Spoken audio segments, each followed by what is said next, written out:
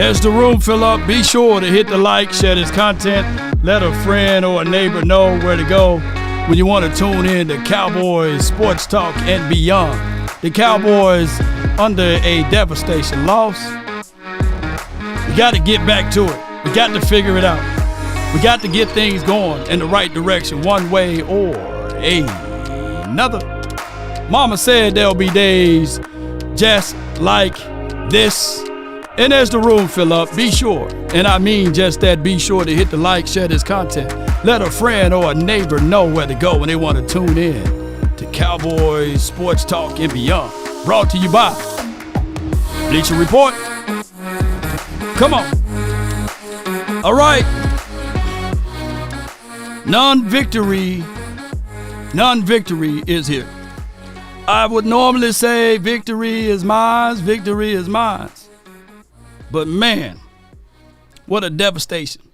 What a loss that we had right in our hands.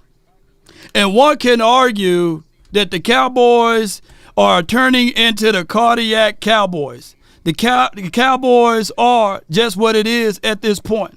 The Cowboys are not able to get things going in this particular game. And it's one of those things where we can look back at and say, where did we lose? Where did we lose our mindset at? What happened, collectively speaking, ladies and gentlemen?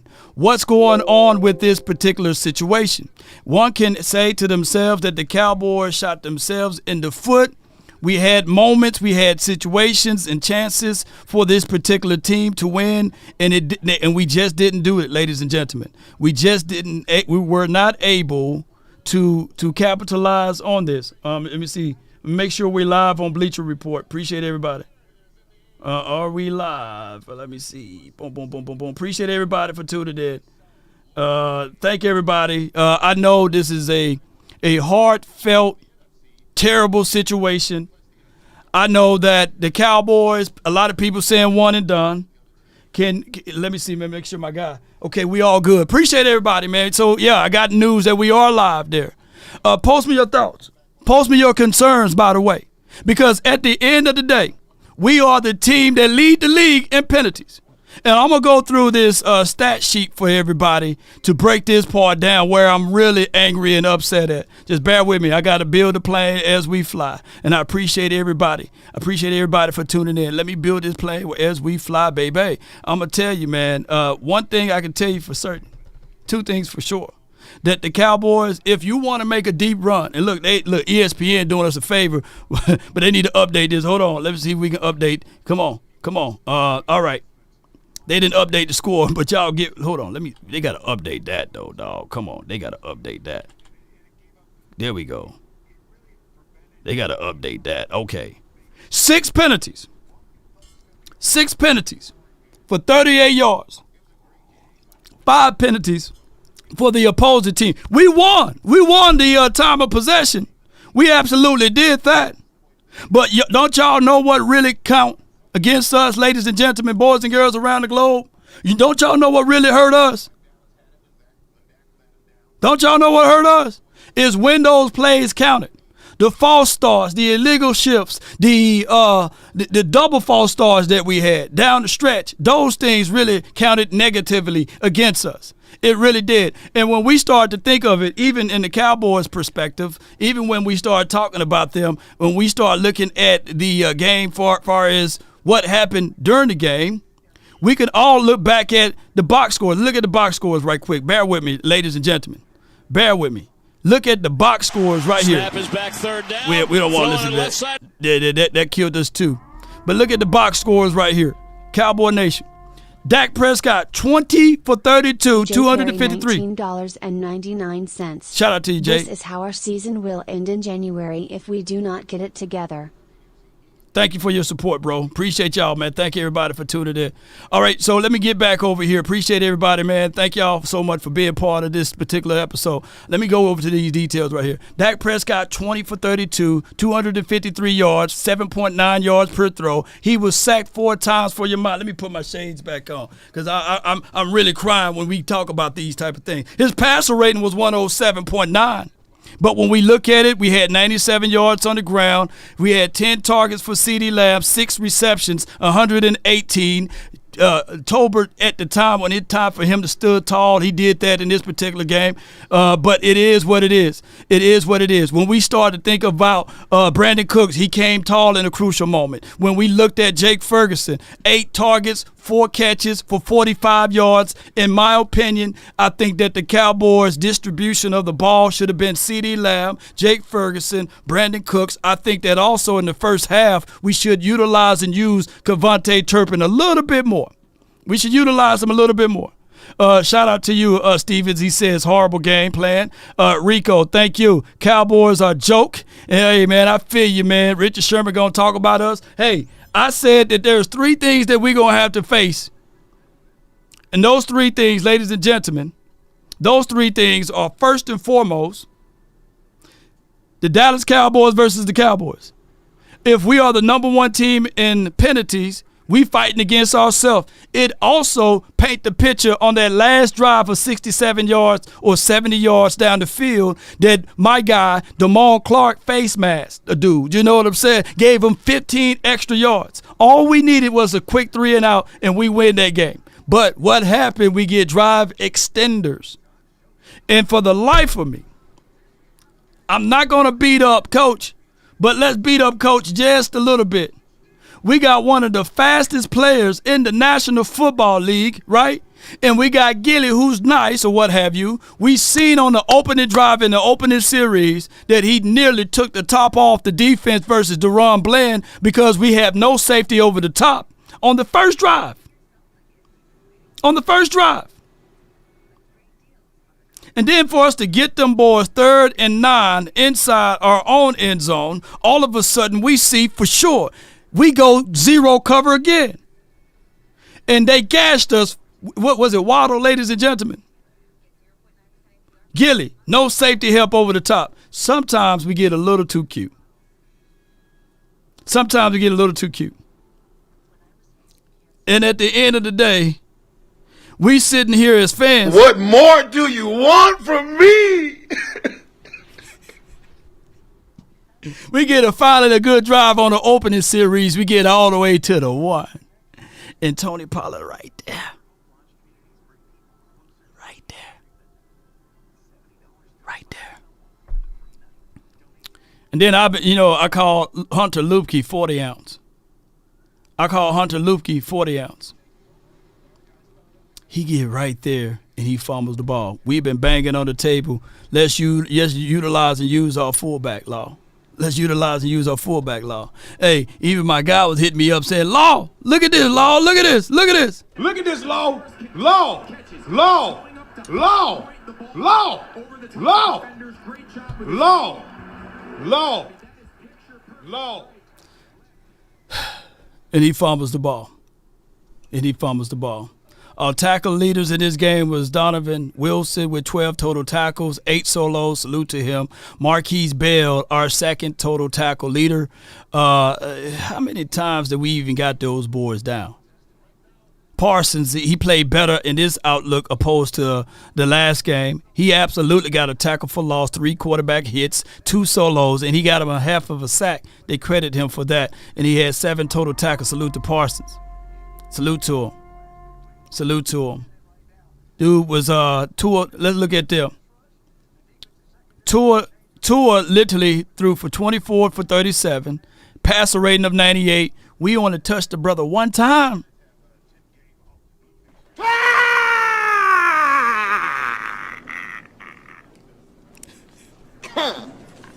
That's where the guts went.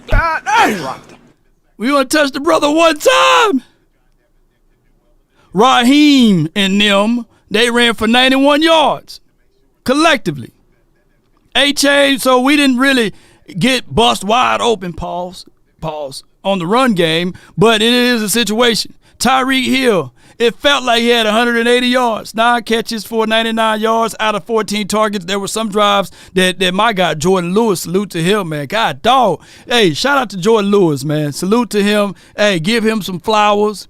I know y'all gonna talk about that last series, but that's on coaching right there. You went zone when they went man to man when they should have went zone. That last drive on him getting that first down. I just want to give that man some flowers right quick though. Right. I want my flowers while I'm living.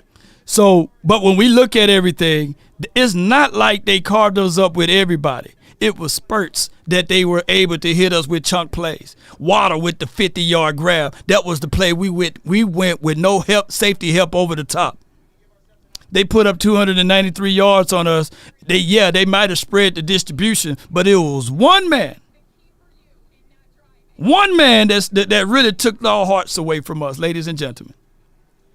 And his name is Tyreek Hill. I'm telling y'all right now, man, when it's time to play the Cowboys, everybody, mama, uncle, cousin, Tupac and Biggie climbing out of the grave, they be ready, man. They come out and they ready. Look, Tyreek Hill hurt last week. He's sitting there like, all right, cool. I'm playing the Cowboys. Shoot, lace him up. Shoot me up with whatever. I need to be available. I need to showcase to the world I'm the MVP. Tyreek Hill looked like he had no slowness to his game. Tyreek Hill was phenomenal out there. Tyreek Hill displayed a lot of talent out there. We couldn't slow him down for nothing in the world outside of a few plays. And then my brilliant defensive coordinator, shout out to Dad Quinn, we all love what he brings to the table. We lining people 12 yards off the ball, 10 yards off the ball. Hey, Tyreek Hill say, shoot, give me that. I'll take that all the way to the bank. Man, my goodness, man. I'm going to ask some of y'all some questions here. And if y'all are free to hear me, appreciate y'all, man. Shout out to you, Chua. Thank you on the Bleacher Report. Appreciate y'all, man, on the Bleacher app. Be sure to check us out here. Eric says, Cowboys do what the Cowboys do. Shaking your head. You frustrated. We're more so angry at the games that we should have won. Before the game, I said literally the Cowboys should be 12-2. Law, what are the two games that they supposed to win? I know we got dog walked in that 49ers game. I'm not counting that one. I know we got dog walked in that Bills game. I'm not counting that one. But when we start to dissect this particular team, we look at the games we lost. We gave up over 255 yards against the Cards, and that game, by the way, is stabbing us in the back, by the way. But most importantly, in that game, that a lot of people fail to realize that we allowed 14 penalties in that game. Let me take my glasses off. Let me take the shades off. Let me take the prime times off for your mind. Yeah, because I thought for sure. Give me my theme music. I thought for sure we were going to be able to do that. But 14 penalties in that Cardinals game. And then when we look at the Eagles game, the first visit, we can argue back and forth with the aficionados, but we shot ourselves in the foot in that game. You win those two games, we're not even having this conversation. Discipline. Shout out to Jimmy Johnson. He said fatigue makes cowards of us all. Don't you know when you are undersized and teams decide to run at you, or when you are out there on the field, what are the first things you do when you're tired? You start reaching. You start playing undisciplined football. And this team, if we want to make it far, we have to use this as a learning lesson and look deep down within ourselves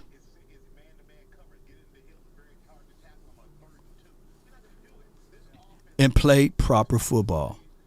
That was a drive. There was a touchdown difference. I think it was right before the half. They caught us in the wrong personnel. We had 2 timeouts on the table. The best thing for the Cowboys to do is to just burn the timeout. Timeouts don't roll over, Mike McCarthy. You don't have rollover minutes for timeouts. What you trying to collect them all for? Call timeout. Regroup. You know for sure you can't allow Miami to score and then they get the ball back in the third quarter.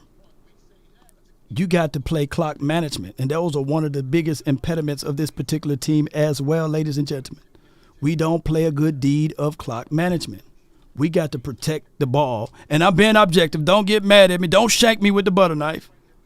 Don't shank me with the butter knife. We got 2 more games to close out. We got a lot of things that we got to do. And I know some of the Cowboy fans, y'all don't cry at me. Don't beat me up. Don't beat me down. Don't beat me down over here. Look at y'all beat me down. Don't beat me down. Don't beat me down. Most penalized team in the league. Sean, we can't change coaches right here. Come on, y'all. Y'all know we can't change something right here. We're going to have to fix this the best way possible. And that's just what it is, ladies and gentlemen. Barlow, shout out to you. He says on the Bleacher Report app, he says, why do you follow this team? Because you're a diehard Cowboy fan. At the end of the day, man. At the end of the day, bro.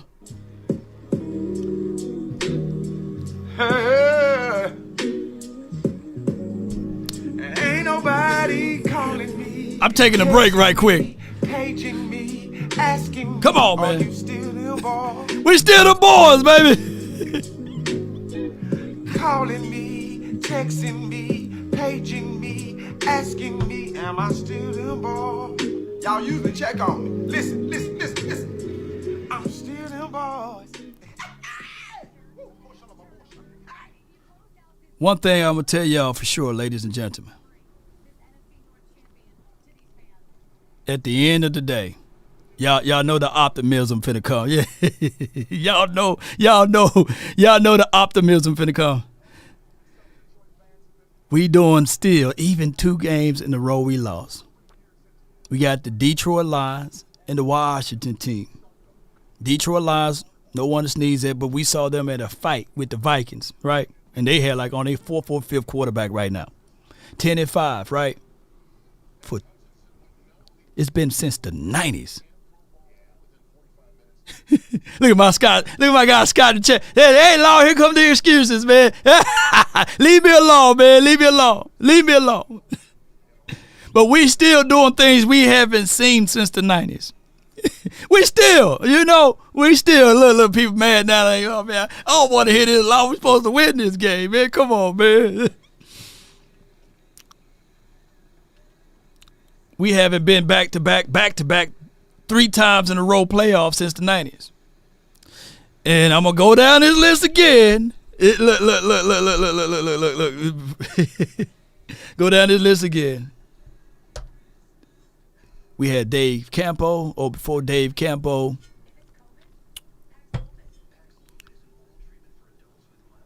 We had Bill Parcells. We had Jason Garrett for 13 seasons, and now we have Mike McCarthy. Who remember the days we went 8-8, 8-8, 8-8? We are a long way from there, ladies and gentlemen. We are. Oh, Chan Gailey. I left out Chan Gailey. Oh, my God. Let's not leave out Chan Gailey, Dave Campo, Bill Parcells, Wade Phillips. We're going to add Wade Phillips and Jason Garrett together. So we're not going backwards. So, hey, at the end of the day, ladies and gentlemen, we are in the playoffs. Now, granted, depending on what the Eagles do down the stretch, there will be a situation and scenario that we may have to go on the road. We may have to still fight this whole fight on the road. And the playoff chances right now, can somebody pull up a chart for your boy to see what the playoff chances may be or who we going to play? Because at the end of the day, if as long as we play inside, I'll probably be okay. Or if we have to go and play down there in Tampa Land, that'd probably be a good situation for us. Right? Let me see if I can get this playoff chart together. Appreciate y'all, man. We building as we fly. I think we got some type of chart here. And see, bear with me, y'all. I'm going to build it up right quick. Law Nation, somebody says propaganda. It probably be, man. But, hey, we ain't folding up like a wallet here. This is a game that at the same time, hold on, I got a better chart. Bear with me. We're going to look at this playoff chart standing. Hold on. We got one that's coming around. Because we could play. I know somebody had one real good for us. Bear with me. Here we go. God dog. It's the situation right here. Well, we're going to have to just pull this one up. Bear with me. We'll pull it up right now.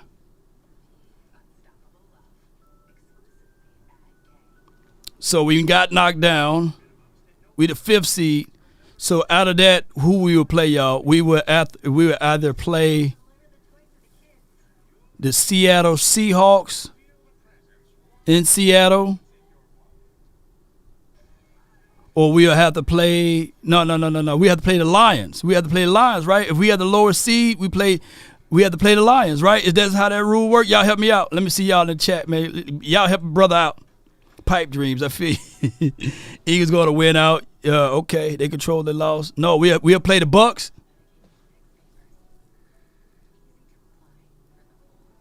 We'll play the Bucks. Kicker had 15 points all season. So we'll play the Bucks. I live with that. Yeah, what y'all thinking, man? Y'all thinking we can do something to them Bucks? If we win out now, if the Eagles lose out, and then that's a whole nother situation. But the odds of that is going to be very slim. The odds of that is going to be very slim, ladies and gentlemen. I would prefer us to really look back at this moment and say to ourselves, can the Cowboys just finish strong? The worst thing that can ever happen to the Cowboys at this point is to lose 3 in a row or something like that. Dallas versus the worst thing we can do at that moment and at that time. So at the end of the day, the Dallas Cowboys must figure this out and finish strong. I'll prefer for us to get a good bounce back game versus the Lions. They put Jimmy Johnson in the Ring of Honor. You know, everybody going to be talking about the negative connotations of this team on how we were not able to win on the road, and we go back home. It seems as if, though, the Detroit Lions struggle to beat the Vikings, by the way. That might be an emotional game for them, and we just got to take care of business down the stretch. Put TCB and SOB, stand for stand on business. We didn't stand on business today, but we got to for dog sure in these next 2 games. The Miami Dolphins, they are who we thought they are at this point. They are the number 2 team in defense, number 2 team in offense. We really controlled most of this game, but we shot ourselves in the foot. We traded field goals for touchdowns, and that makes us look even terrible down the stretch. But now we still got the opportunity to bounce back, look at everything. We can beat the Bucks. Shout out to you, Eric. Appreciate you. See, we got some positivity, back to Florida. Yeah, Florida's way on the AFC side. We going on the road. I feel you. Both going to lose. We ain't gonna lose. We ain't gonna lose out though. We ain't gonna lose out. We're not definitely gonna lose out at all.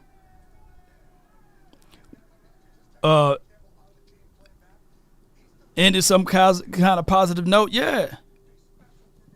We pretty much went into this game. Do you guys think, and I know you guys don't want to accept this, but do you guys ultimately think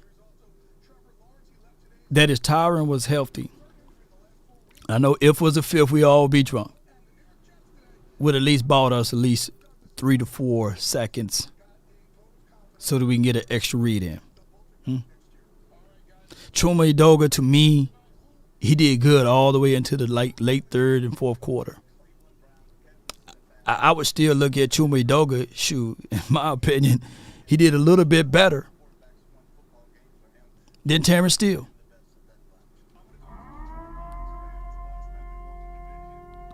He did a little bit better than him. He did. But I get it. Most people confuse context with excuses. I get you, Clearly. Miami Dolphins won fair and square. There's nothing we can talk about that. They were the better team. They got very good high hopes for playoff ramifications on their side. They're looking at it like, they needed that particular win against a team like the Dallas Cowboys to boost up and pump up their morale. 71 was terrible, Chanel, right? Yeah. He was terrible. Yeah. James says, what about Jonathan Hankins, I meant to say? Yeah. Was a key in stopping the run. It's from Cowboy Fan 85. Ryan says Dolphins are terrible on the Bleacher Report app. Appreciate y'all. I don't think that the Dolphins are in any shape, form of terrible football team. When we talk about these things and we start talking about where they stand at and how good they are, and I talked about the way they were able to be the number 2 team in offense, number 2 team overall, number 2 team in defense, special teams, and we rock with them. We literally rock with those boys all night long. Shot ourselves in the foot. Who do that team mirrors? That team mirrors the 49ers. Look at the 49ers. Number 1 in offense, number 1 in defense. Number 1 overall. Like, that's not by chance, man. I ain't crazy when I look at this. The 49ers and the Dolphins. Now we can say, well, well, the Dolphins are the Walmart brand of the 49ers. But, man, come on, man. We stayed toe-to-toe with those boys, right? It's not like they blew us out. And the refs, and look, Cowboy fan 85, he fighting for his life, man. Hey, you fighting for your life over there, bro. Oh, boy, fighting for his life over there. What more do you want from me? We the most penalized team in the league. He fighting for his life. He said, yeah, man, yeah. We went toe-to-toe with those teams, with that team. And the refs helped too, yeah. But I know that a lot of people would not accept that. Appreciate everybody for tuning in, for sure, for real. I thank all of y'all for y'all support. But I'm going to tell y'all this one thing, that the Cowboys, at the end of the day, we can't look back and say, okay, we only losing these games for the refs, because of the refs. You got to say to yourself, I got to take control of those pre-snap penalties, like I said, with false starts, illegal shift, whether or not you understood what the ruling was, whether or not you didn't. Those are things that you can't control. You got to understand that also, when it is time for you to take the underneath plays, take them. You don't have to go for the chunk plays down the stretch. Get your playmakers involved early and often. I should see Kevontae Turpin in the first quarter and the second quarter. We shouldn't start using Kevontae Turpin in the third and fourth. Dude is a legit 4.3 speed guy. We got to make sure that when we get into these games, go with the hot hand. It was working perfectly for us to use CeeDee Lamb on the edge when he was kind of stale and not getting open. Use him on the end around. Use him in the backfield. Mike McCarthy, as a play caller and a play designer, you got to continue to make sure on the road that you continue to give the ball to the hot hand, like your CeeDee Lamb, like your Jake Fergusons of the world. You got to continue to do those things.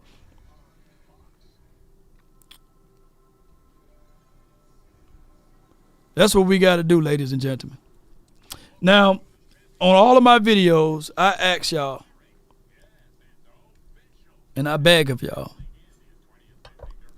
if you still believe in Mike McCarthy, put MM in the chat. Now I got to ask you, if you still believe in Dan Quinn, put DQ in the chat. Because what's supposed to happen with these two guys that been to the Super Bowl, been tried and true, they supposed to rally their troops together. I'm seeing a lot of MMs in the chat. Oh my, okay. I see you, Ricky. You said DQ. He still believe. DQ, Eric says he still believe. Now, I ain't trying to make this versus battle, who's better. But I see a lot of DQs in the chat, man. I see a lot of DQs in the chat. A plethora of DQs, a lot of MM, both of them, yeah. As bad as we may think, it's definitely not as worse as it was back in the days.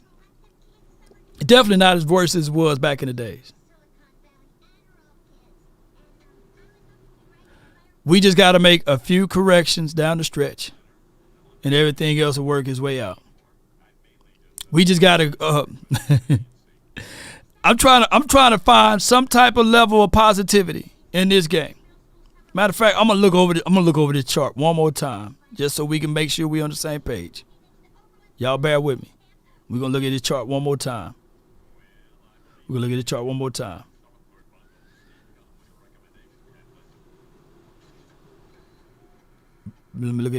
more time. Dak Prescott, 20 for 32, 253 yards, 2 touchdowns, 107 passer rating. What we can't do right here, those 4 sacks.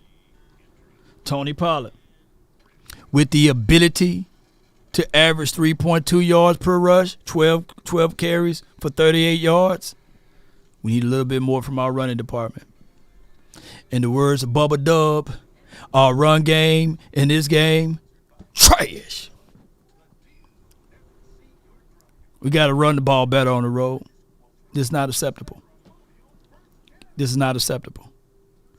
Dak Prescott, when he's running and averaging 5 yards per tote, and 2 of his runs was called back due to untimely penalties that changed the flavor of the game. Hey, we seen CeeDee Lamb, he averaged 7 yards per tote. Why not keep him moving? And that was somebody said in the chat earlier. A lot of people says get J-Ron Curse out of the game. What did Curse do on defense? He was all the way around the ball. Yeah, we got to get more out of Curse, man. Curse, we know you watch it. Dog, we love you, dog. But, man, there was a lot of plays, man.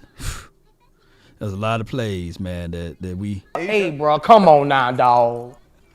Come on, man. Curse normally give us tackles for loss. Curse normally give us good play when we see him in the deeper thirds. But I ain't gonna beat up you, just Curse. Not gonna beat you up. But you got to play better, man. You got to perform a whole lot better than what you exhibit out there. Also, Damone Clark and Marquise Bell. I get it. Both of those boys, even the announcer said, when you 205 and you looking to come down the field, even though Marquise Bell pursued and rallied to the ball better in this game, we got to figure out a way to update this personnel. And what's going on with Rashaan Evans, y'all? Did he even get in this game at all, ladies and gentlemen? I'm going to have to look at that stat sheet again. I don't see his name up there. When it's time for us to get somebody to come down the field, we like what Damone Clark is bringing to the table, but we just need a little bit more from him, bro. We are so undersized. Hey, when we do the call-ins, we ask, and they say, hey, size do matter. We got to figure out ways to improve and getting players out there that can shoot down, squeeze through A gap and B gap and make some plays, even if it is blocked up front. We got to be committed on stopping some of those cheap plays that they was getting. That's all I'm gonna say with that. Appreciate everybody, man, that's been rocking with me on the Bleacher Report. Stay tuned if you're watching from other apps. Thank y'all so much on the Bleacher side. We're going to continue this post-game analysis. But before we go on the Bleacher Report side, I just like to say to all of you all, even down in a loss, even down at this pivotal moment right now as we look at this season on the tail end out, and you may say, man, I'm going to open up my gifts tomorrow and it's not going to feel the same. But look back at everything. Don't spoil what you have by desiring the things that you don't. Because at one point in time, they're very much so the thing that you have is something that you dreamed for, wished for. We're consecutively 3 times in a row going back to the playoffs. And none of us want the Shane Gailey years. None of us want the Dave Campo years. And for God Almighty, none of us want to go back to when we had Jason Garrett. How you doing, guys? Shout out to him. Good guy, by the way. But we don't want to go back to those years. We definitely don't want to. So even in a loss, you learn more from your failures than your success. We performed better this week than we did last week. And I know y'all don't like the positivity talk from me, But at this time, hold your head, keep your head up. Let's be victorious next week, and let's see what we can do against the Detroit Lions, and let's finish out strong against the Washington team. Hey, it is what it is. Let's finish all the way out strong. Every year, these last 3 years, I've been saying that the Cowboys going to finish 13-4. Don't blame the Cowboys, blame me. Because every year I said 13-4, 13-4. And we end up being 12-5. So, hey, let's finish out strong, baby. Let's go, man. Appreciate everybody on the Bleacher Report, man. Thank all of y'all. Be sure to look us up, Law Nation Sports. That's been my time. I really thank you all for yours. And remember, you're listening to nothing but the best. Salute. Salute, salute, salute. Don't shank me with the butter knife over there now. It's all good. It's all good. Salute to y'all. All right, so we're going to end it on the Bleacher side, and we're going to keep rolling over here. Appreciate everybody, man. Thank all of you all for tuning in. The Cowboys itself is a situation that we can all look back on and say,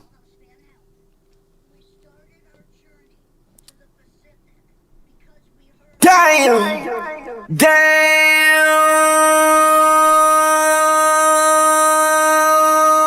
Whoa! now that we got company gone. Oh, my God, man. Salute the Bleacher Report, man. I tried my best to hold back my anger, y'all. And I tried my best to be objective with my points and my analysis and not dog J. Ron Curse out too bad. But I'm going to tell y'all right now. Curse, I know you ain't listening to this show now. You probably listen to Bleacher Report. But Curse with them doggone iron board hips looking like a tall avatar out there. Come on, man, you got to get down to that point. You got to get there to that spot and squeeze down on that ball. God, dog. And can we stop a nosebleed when it's necessary? Dan Quinn, how in the world you going to go man-to-man when you know all they needed was 3 yards? And you got the fastest man known to life out there on the field, and you got my guy Jordan Lewis, who's not the quickest of the feet. Come on, man. Hey, come on, man. Damn!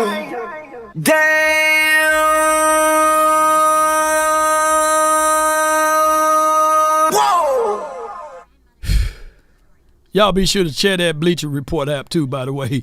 Appreciate, salute the Bleacher Report, and shout out to our prize picks announcements here. We're going to switch over to prize picks. Appreciate everybody on the prize picks sides of things. I really thank y'all so much, man, for doing what y'all do for prize picks and keeping me afloat for this whole year. Even in my rockiest moments, you guys were there. And even at the glorious moments, you guys were there. And we're going to switch over to prize picks, and we're going to listen to some 105.3 The Fan as well. I don't know what time I'll go to sleep tonight. I guess I'll go until I get tired, right? You guys okay? Y'all let me know if y'all okay. Let me see if I at least won something over there. I lost 25 there. Okay, we did. We won 90. Okay, let's go switch over to prize picks. Appreciate y'all, man. Thank everybody for tuning in to these episodes. I really appreciate y'all so much. As build a room up, appreciate you, man. Hold on. Here we go. Boom. Here we go. Brandy Aubrey with the kick to save the day. Cowboys might have lost, but dog it, we have won something over here. And that's something that we won is $300. Appreciate y'all. Let me build this stream all the way back up. Appreciate y'all, man. How y'all feeling, man? All together? Let me see if I can build this up. Give me a few seconds while I build all this up, man. God, dog, boy. Well, thinking there. Does the other team have anything to do with that? Because they pay their guys too, and Fangio's a good DC. Sure, I agree. So they can make adjustments. I mean, and I used to be that way, but you know, it's like Coach Landry used to say: those other guys are good too. No, I understand. Yeah, but they didn't have an answer for him. They really didn't No, have they an answer. didn't. Yeah. They didn't, but again, the other team has something to do with that. Can y'all hear audio while I now, straighten this up? We have any confidence we can go on the road and win in the playoffs? No, but it's not right now. And you haven't done it until you've done it. Right. We still got 2 weeks to correct things. Thank you, man. Appreciate the call. See where Yeah, it ends thank up. you. Thank you. Appreciate Thank it. you for the call, Gary. No, Don't hang up on him yet. I mean, Still building obviously, plan as we fly. You got to let things play out.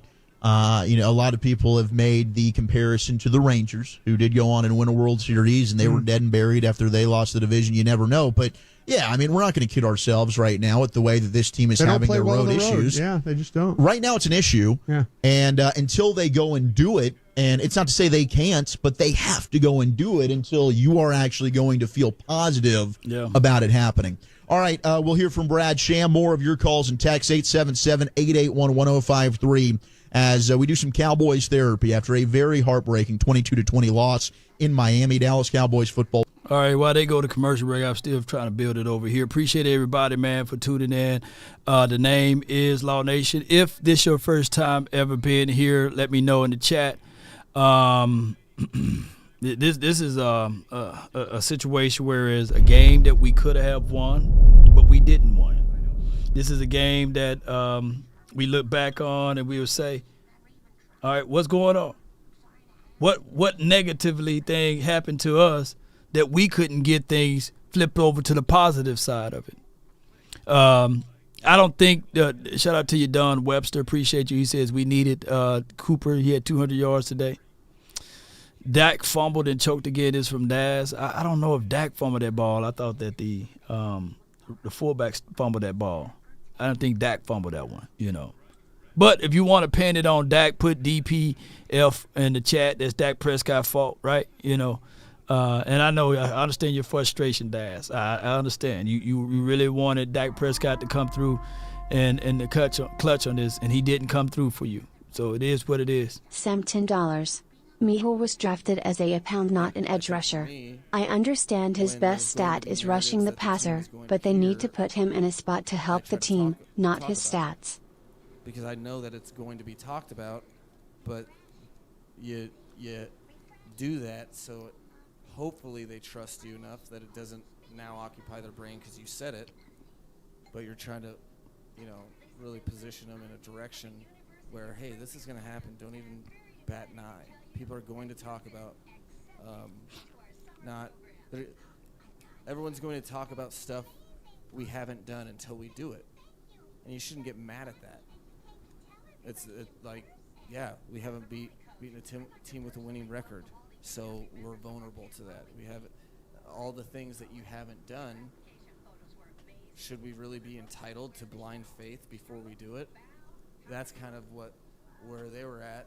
I feel like the team did a good job of it not really owning their minds and souls in the process of the week, because that's what happens if you get distracted and start thinking about, I'm so pissed that Hal said we couldn't beat a team. You are now not thinking about. Man, Mike McDaniel sound like, you ever watch Ocean 11, and there was this dude on there. He was like the, I don't know if he was the bomb guy, but he was like the real nerdy guy. And he sound just like that dude, man, on Ocean's 11, man. We got beat out by that dude, man. Hey, this is the craziest thing ever, man. Salute to him, man. He beat the brakes off of us from a scheme strategy, although we only lost by, 2 points. You do sound like a big nerd. We need some of them on our side, man. We need to go find the next nerd that come out of Kyle Shanahan's system. I don't care who he is. Or from whatever one of them systems, we need to find one of those dudes, man, and say, hey, you right there, man, come on over here, man. Come on over here. Come, coach. Just put him somewhere on the sideline, somewhere close, Yeah. Let's just find one of those dudes, man. Casey Affleck, that's his name. Let's listen to him, man, like watching paint. Not that way. Like watching grass grow. Somehow, some way.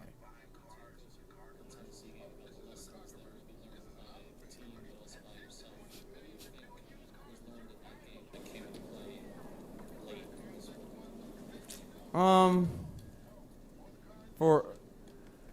the team's perspective or mine?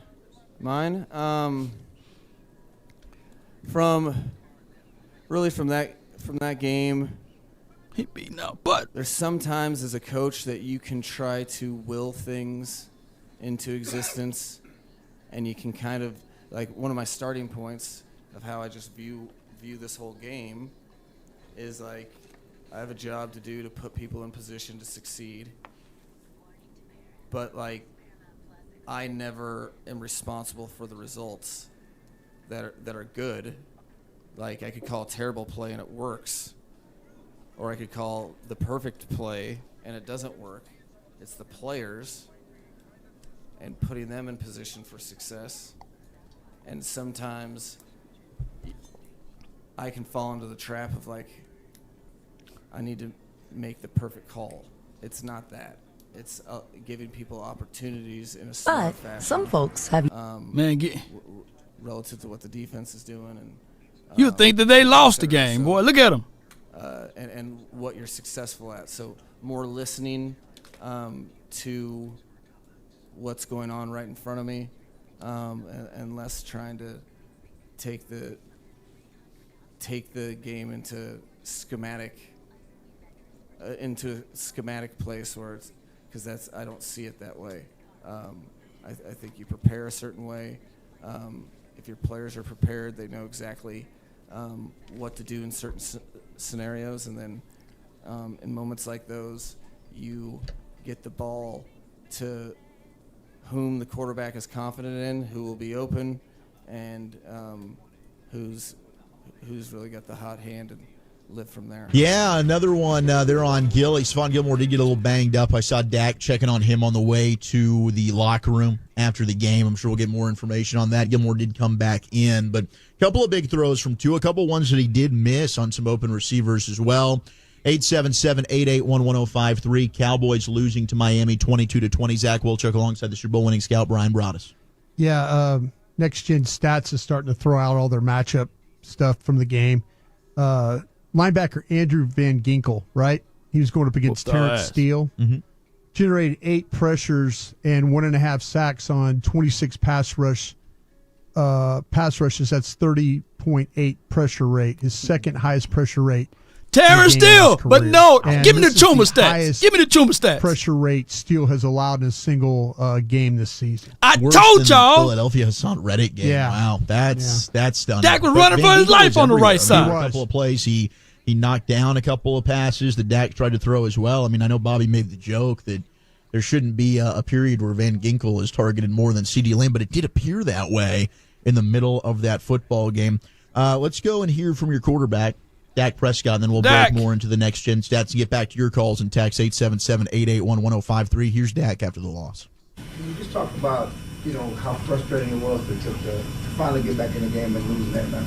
Yeah, you just nailed it. Frustrating.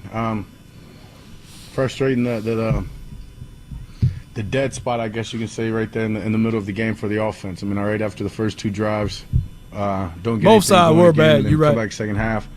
Once again, a little dry there, and then finally get it back rolling, get some points on the board, a couple of field goals and a touchdown, take the lead, and tough. But our defense did a hell of a job. This is completely on everybody. One that sucks, but definitely took a step, I guess you can say, from obviously last week's game, getting some points, playing a hell of a team here on the road, and we'll have to build off it. We'll have to use the good, make sure we get better from the things that weren't up to standard, but use the good and plan to go on the road. Still feeds that narrative of you guys not being able to win on your. I mean, I guess it feeds it, right? We didn't come out with the win, but I can tell you the confidence is high from that group. Obviously, this one sucks. It hurts, especially as you just said in the manner that we did. That we lost this one, but the confidence is high in these guys. We understand that we can. Obviously, we haven't done it, but we will. And obviously, the road forward looks like we'll be going on the road. So, got one more in this regular season to dial it in and improve from this one, and get a win, and then carry that into the next part of the season.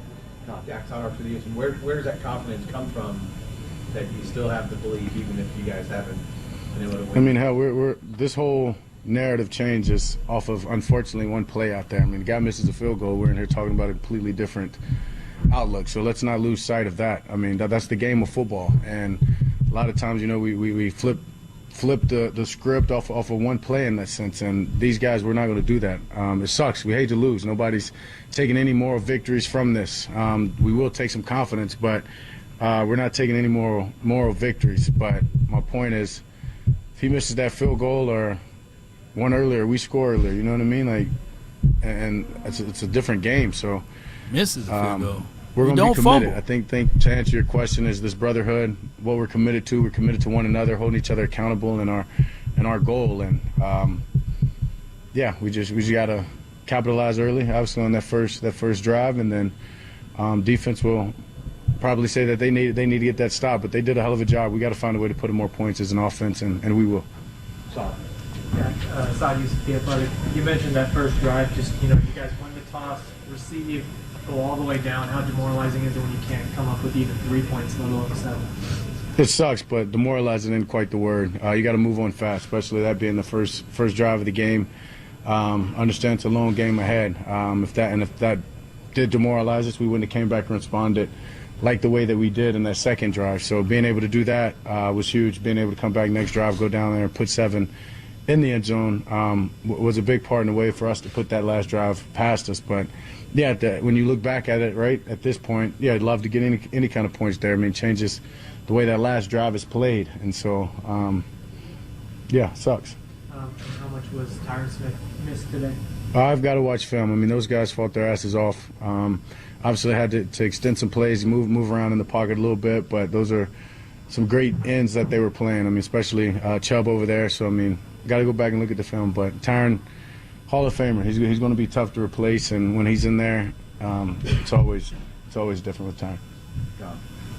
You already touched a little bit on the defense, but I just wanted to know what your thoughts were coming into the game about how the defense would respond to the way that they played in Buffalo, and then just what you thought of them in general. It seemed like they were able to keep you guys in the game throughout the last series.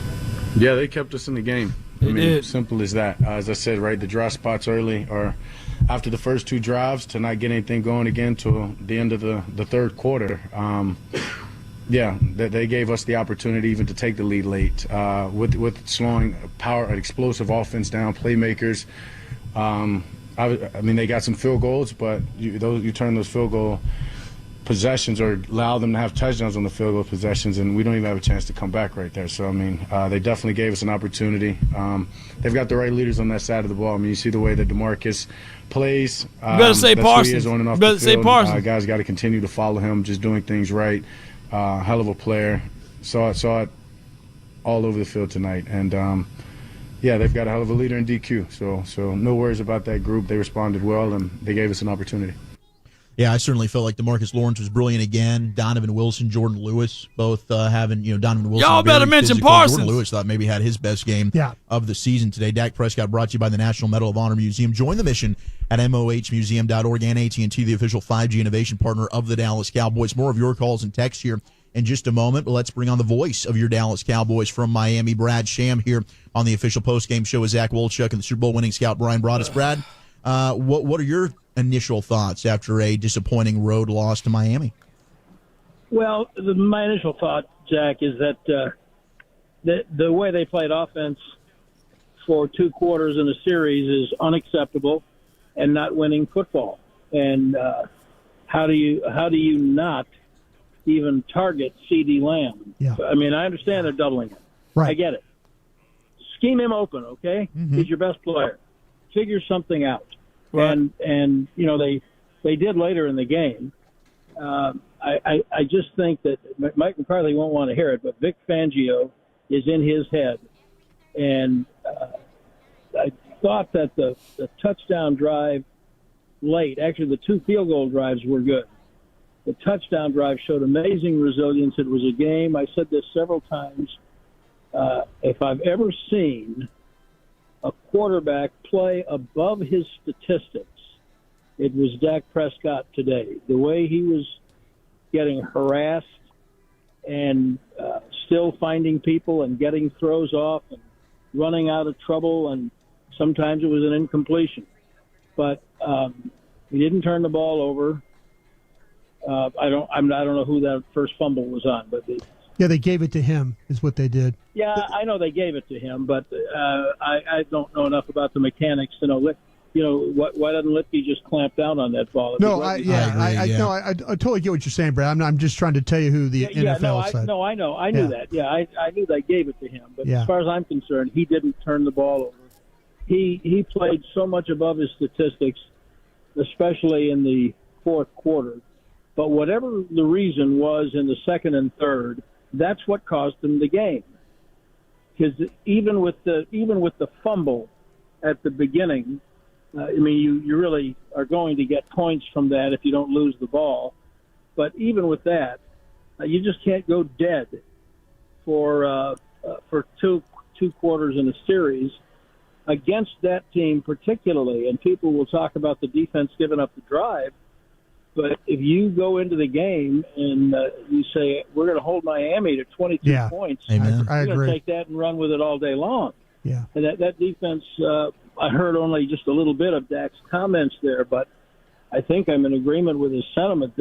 You get them off the field on 4th and goal, you hold them to 4 or 5 field goals, give that team 1 touchdown. I mean, that is playing your butt off. And the offense, for most of the game, when it could have, did not hold up their end of the bargain. Yeah, the second and third quarter, like terrible. It has anything to do with the road. Oh, come on. Yeah. Break that down then, Brad. I just don't think that had anything to do with it. Would it have been different at home? I don't know.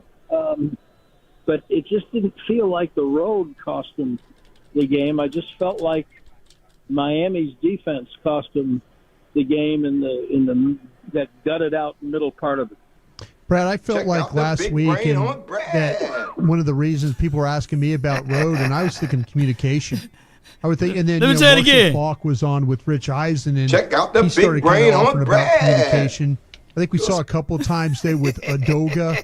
I don't know what the call was, or was there a miscommunication? Was there a miscall?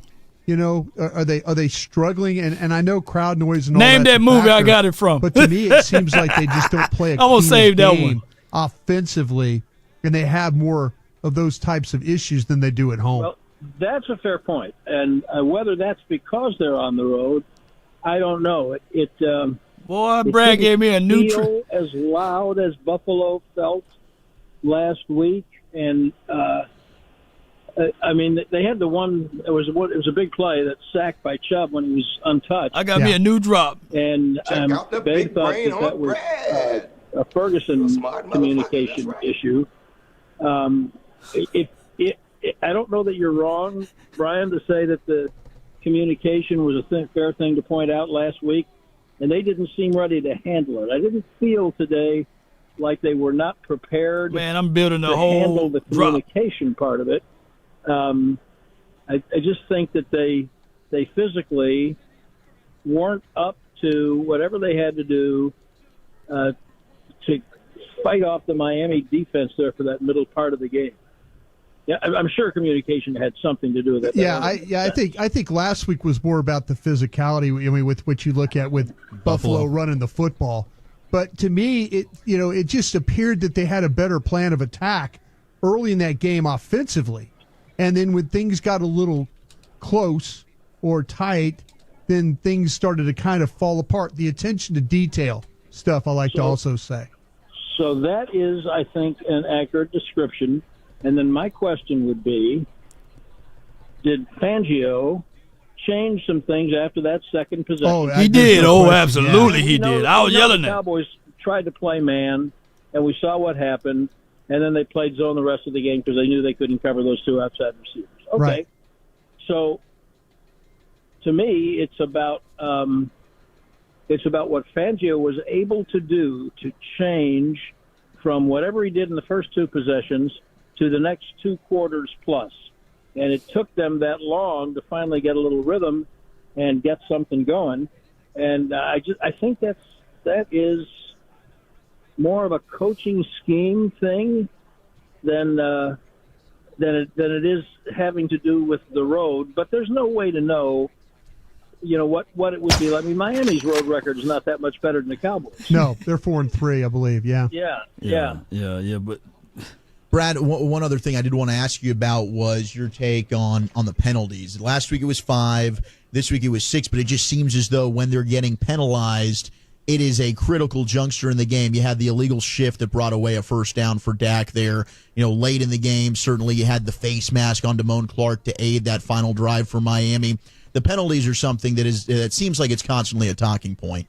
Yeah, there's no doubt they're leading the league, and now the illegal shift was really odd because, like, Lamb had lined up offside, a la Kadarius Toney, but he looked at the official, and the official said, "Yeah, you need to move back," and so he was moving back just at the time that Ferguson went in motion. There's 2 men moving at the same time.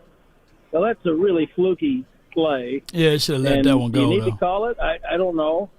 Probably a correct call. I don't know if that means it's a right call. The Clark penalty, I understand, heat of battle, that kind of thing. Just keep away from his face mask. Mm-hmm. Yeah. It's just got to stop. Parsons getting the foul late for he's completely out of his mind over frustration over being held. I get it. Yeah. And so Christie was saying that during the game, that he's just completely frustrated. And I said, yes, I understand he's frustrated. And every time I go to a Maverick game, I see Luka Doncic frustrated, and he's getting technical fouls. Yeah. You know what? Now, and in this case, I think that this crew called the game according to the form chart. Not too much in the secondary, a lot on the line of scrimmage. Yeah. So keep a clean line of scrimmage. And, from somewhere, this is 2 years out of 3 that they have led the league in penalties. And that is not a way. I know there have been championship teams that led the league in penalties, but not many. And to me, it's not winning football, and it's hurting them. Brad, any final thoughts before we let you out of here, sir? Yeah. This was a hard-fought game against a good team, and the Cowboys are a good team. And they can be disappointed. I know they are. They can even be angry. Yeah. But they don't have anything to hang their head about. This was a good team. And this does nothing. Last week, whole different deal. Mm-hmm. This week does nothing to make me say, why should I even bother to watch the playoff game? I mean, they've still got time to clean some things up. They will learn from every one of these games, and they are a good team. The Dolphins are a good team. And the Cowboys are good. Are they good enough? Man, we need a running back, man. We need a running back that can run with authority. I think that I like Tony Pollard as a 2-back. To get 2 down or heap too much anger on this team, that was a heck of a comeback now, and they came up a little bit short because you got to play a 60-minute game. But I would if I were a fan, which I am. I would be disappointed at the result, but I would feel proud about that team representing me. Last week, not so much. This week, I would say, you know what, play hard, play clean, maybe play a little smarter, but just keep playing hard like that, and I can get behind that. Brad, appreciate you, sir. Fly home safe, and we'll catch up with you next week.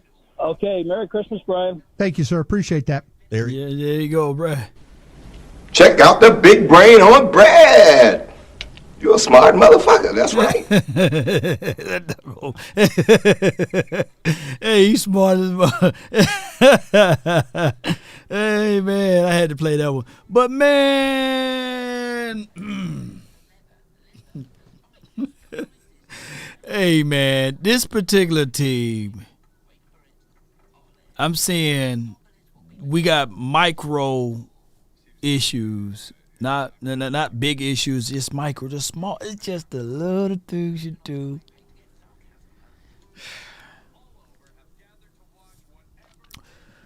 If y'all hear me out, some of this stuff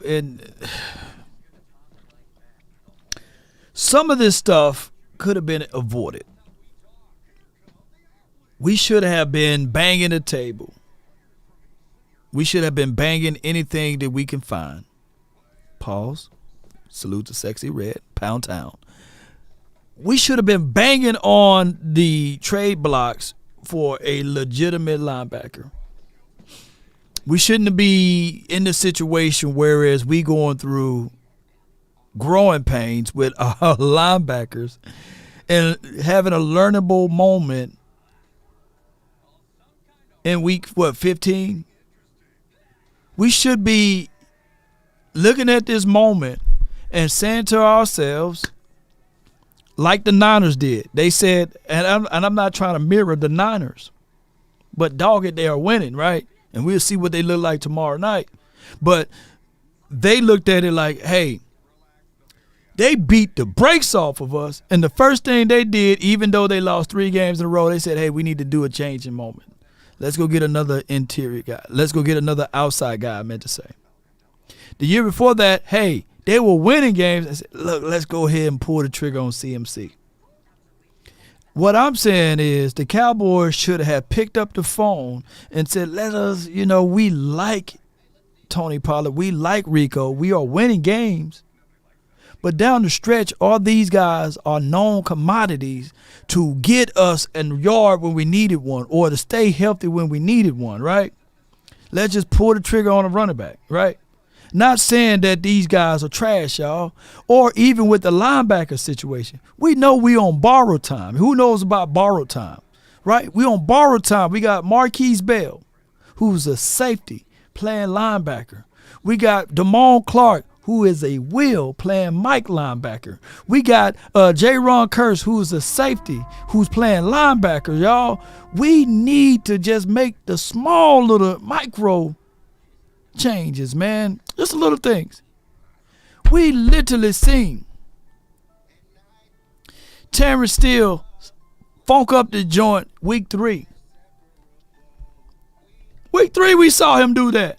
What week this is? Can somebody help a Law Nation out, man? Can y'all help me out? I'm not knee-jerking, but I just need to know what week this is, y'all. And don't y'all talk about going to get the Collins kid. What's that kid name from Alabama? The dude that burned down his house or what have you from Alabama, who haven't played football in so many years. Don't do that. Don't do that, Cowboy Nation. I forgot his name. Rolando McClain. Look. Let's not go talk about Rolando McClain at this point. Shout out to your fantasy football. Go, appreciate you. But Parsons isn't playing good enough. I get he gets pressure, but but good QBs can play with that pressure in the face. This is from Santana Perez for the $4.99. Yeah. Available free agent linebackers, Corey Littleton. D-Law did ball out today, Al Kareem. Reuben Foster is what y'all talking about. I don't know about that one as well. I don't know about that one, y'all. I don't know about that one. Reuben got all type of other stuff that's going on, I heard. But we just got the little things like, now, granted, it's week 16, right? It's week 16. We knew what Terrence Steele was doing week 3. We knew it. All right, man, let's go ahead and tackle these phone lines, man, and get things going from that perspective. We want 2 points. I would make it 3, but get 2 points out. It can be offense, defense, and then we roll. 2 points, and then we roll. And I want y'all to enjoy y'all nights. You know what I'm saying? Life like this, I wish raindrops will fall. Phone line is 657-390-7391. 2 points. 2 points. There are 4 participants in the conference. Get in and get out. You know what I'm saying? With your 2 points. Can't hold y'all hand tonight. Will from the 662 You're live. You lit. You own the nation. Talk to me, Will. What's up, Law, man? Shit, No, man. Hell. Here's my language. Nah, you good, man. Hey, no holds bar, man. Come on. Just go with it. 2 points. Well, losses like that, man, irk my nerves, man. And I'm looking at the chat, people saying Dak is the reason why we lost. People need to stop that. Man, they ain't Dak gonna is stop not that. the reason why we lost, man. Dak played good in the hell. If we didn't have Dak, we probably got blowed out. Put Cooper Rush in. That's what they were people saying. need to Cooper Rush. Man, maybe we got blown out with Cooper Rush, but people need to stop that. And today we just got out-coached, man. Play call that killed us, man. Play call that killed us from the offense. After that second series we had with CD Scope, we just disappeared. We just disappeared, man, and play call even defense. Then DQ, he called an okay game, but at the end he started slipping. You can't play man against this team, man. They too fast. They too fast, man. Zone defenses was created because there was a guy by the name of Bob Hayes. You call him Bullet Bob Hayes. He forced teams to create brand new defenses, and they call it zone. If y'all think I'm lying, look it up.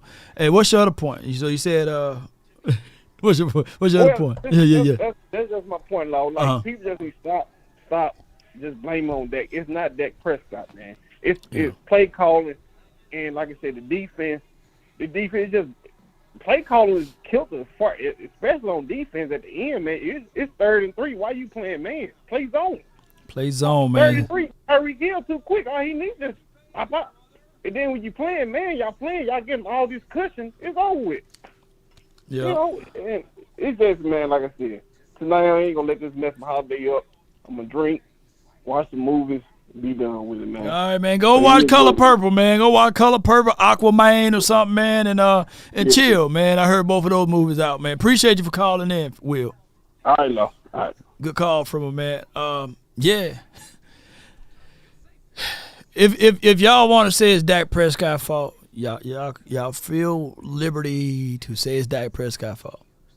If y'all want to say it's Michael Parsons' fault, put MPF. You know what? Yeah. Both of them, it's DPF for Dak Prescott and it's MPF for. Y'all say all the time in big games, hey man, Dak don't show up. Well, in big games, MPF don't show up either. The boy Siamese twins around this mug. I got Glenn Lawyer live on the Nation, man. Talk to me, man. Hey, what's up, Law? I got a question for you. How many receptions have our running backs had the last 2 weeks? Receptions? Oh, like catching the ball? I don't know. Catches, yeah. Oh, catches. I don't even know. You got the numbers? I looked at it towards the end of the fourth quarter, and I think the total was like 3. It's less than 5. Let me put it that way. My whole point here is, and it's really just one point, I think the major flaw, again, is Mike McCarthy's play designs, because I've seen some remnants here from the last regime, from Kellen Moore's offense, where the running backs are never getting easy checkdowns. And I'm not talking about where they're standing still, right, or even curls or sending them deep. I'm talking about it, catching the ball on the run. Those are easy plays that other teams are getting. So that's one flaw.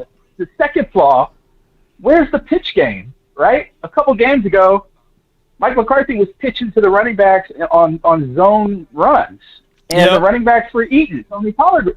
Hey, he scored a touchdown inside. Inside zone run. So we stopped doing that. Yep. You're right. Right. So when you're in shotgun too much, like Kellen Moore, you lose availability of certain plays. Some of them come off the play sheet because you can't really call them. I'm just saying, Mike McCarthy is going to have to sit down, and I don't know who his advisor is, but they got to take a look at some of their tendencies, man, because I think there a lot of easy plays are unavailable to us, and it's frustrating because we could have won this game had we not had a lull in that third quarter. But hey, that's all I got, man. Good call from you, man. Just technicality. So from what I can pull from your thoughts of it, is that you kind of putting this on the coaching philosophy. And that's just where he putting it at. That's my guy, Glenn. Let me lock it up. The conference has been locked. Once I see that many people in here, we're going to rock with these right here. We got Dallas 1992, and then we got Lady Jessica. You just hold tight, but I got Cowboy 92. Man, what's up, Lord? How about them Cowboys, Dallas Cowboy Nation? Don't hang your heads low. Yeah. I'm going to tell y'all something. I was at the game. You there too? I'm at the game. You were there in Miami? How much rain it was out there, man? How much rain? It was raining off and on. The rain wasn't an excuse. It was raining off and on all day and night. Off and on. The rain wasn't an excuse. There's no excuse for the rain, Lord. No. I'm not saying that the rain was the fault, but I said how much rain was it? Off and on and off. Yeah. Yeah, it was on and off. Like right. You could have went out there and threw the football with your son or daughter, and did a little something. Yeah. Cool off rain. Yeah, good cool off rain. It was pass it through rain. That's all. Yeah. All right, I'm gonna say this, man. I'm gonna say this. The first thing when I'm seeing with the Cowboys, it's like other teams. They looking at our disadvantages. Like they see that number that Tyron Smith ain't out there. So what you do? You put Bradley Chubb on 71 or Duga. You take advantage of that. Yeah. They see on defense, okay, Parsons, and I'm not a rocket scientist. They see Parsons anytime he lay and they line up, he plays either right end or left end. We're going to run at him or we're going to run away from him. Instead of Dallas, I'm going to tell you, I saw when they put him in linebacker, they were messing up. The Dolphins were messing up. They weren't being as proactive when they were playing linebacker from what these two I saw. But every time when they put him to pad the rusher, they either went away from him or went right at him. And they gained big yards on us, bruh. What I'm saying is they need to move. Damone Clark not the answer. And they need to solve that problem with Hurst. Just take him out and put 14 at strong safety, man. Put him in the box as you want to play linebacker and go single safety high. Hey, you're in my mind now because I said that earlier. Now, here's the thing. It's been 35 quarters. 35 quarters now. Shout out to Michael Gelkin with the stat update. That Parsons played in the game that they didn't call holding on him. You know what I'm saying? Like holding against him. Yeah. So what's going to happen here, we can beat the table, we can beat the zebra, beat the dead horse, what we want to beat. They're not going to call it. It's like barking at the moon. You ever seen that damn dog outside? He's like, what you barking at? Hush! And you just one day just gonna grab a brick and gonna do something to that dog, right? Because you're trying to get some sleep. So whenever fans talking about they ain't calling holding, you know what I'm saying? They like that damn dog. You know what I'm saying? Every time the moon out. So stop it, Move Parsons where he can be an impact in this game. And it's not just Parsons. It was many plays they should have called holding on. Hell, they down there trying to take the pants off of CeeDee Lamb in the end zone. Yeah. I'm sitting there by the end zone. I'm like, look at this, look at this shit, man. Yeah, sometimes you gotta say the ref sitting looking at it. Yeah. He right there look. I'm like, look at this, dude. You looking at this, and you won't throw the flag. It took them to throw the flag on the goal line when Turbin was getting yanked around. I mean, every other play, the Dolphins, they were holding. I'm on every other play. And I'm sitting there looking at the refs. I said, you got to be freaking kidding me, man. You got to be kidding me. So, for the flag games, I'm sorry to tell y'all this, Cowboy Nation, we could just forget it. The only way we're going to win against teams, we got to come out and start playing ball. Yeah.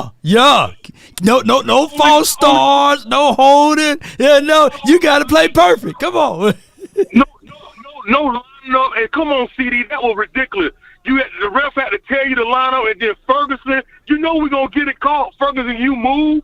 Come on, you move right when he's trying to get it checked. And what happened? Ball got called back. Every single time, I'm telling you, every single time we have something positive, in key situations, the refs throwing their flags. Every time, like with a big scramble with Dak. I'm like, where the flag at? I want to see, here go the flag. I say, here it go. Sure enough, a flag came rolling out. A flag came rolling out. Here we go. Appreciate you, man. Thank you, man. Thank you for calling in, man. them Cowboys, man. How about them Cowboys haters and F the refs, man? Yeah. I mean, it's a twofold situation, man. You know, you're going to have to, and lo and behold, I'm not blaming the refs.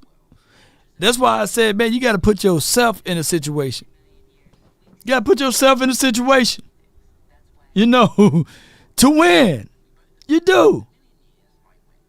Hey, life not fair. You know what I'm saying? Oh, you got a perfect credit score. Hey, man, you making 6 figures or more. You know what I'm saying? You put your application in the Navy Federal. You trying to get a home. They still deny your application. You know, there's a $16 million lawsuit out there for those people. You know, you can cry about it. Just put your name in the class action lawsuit.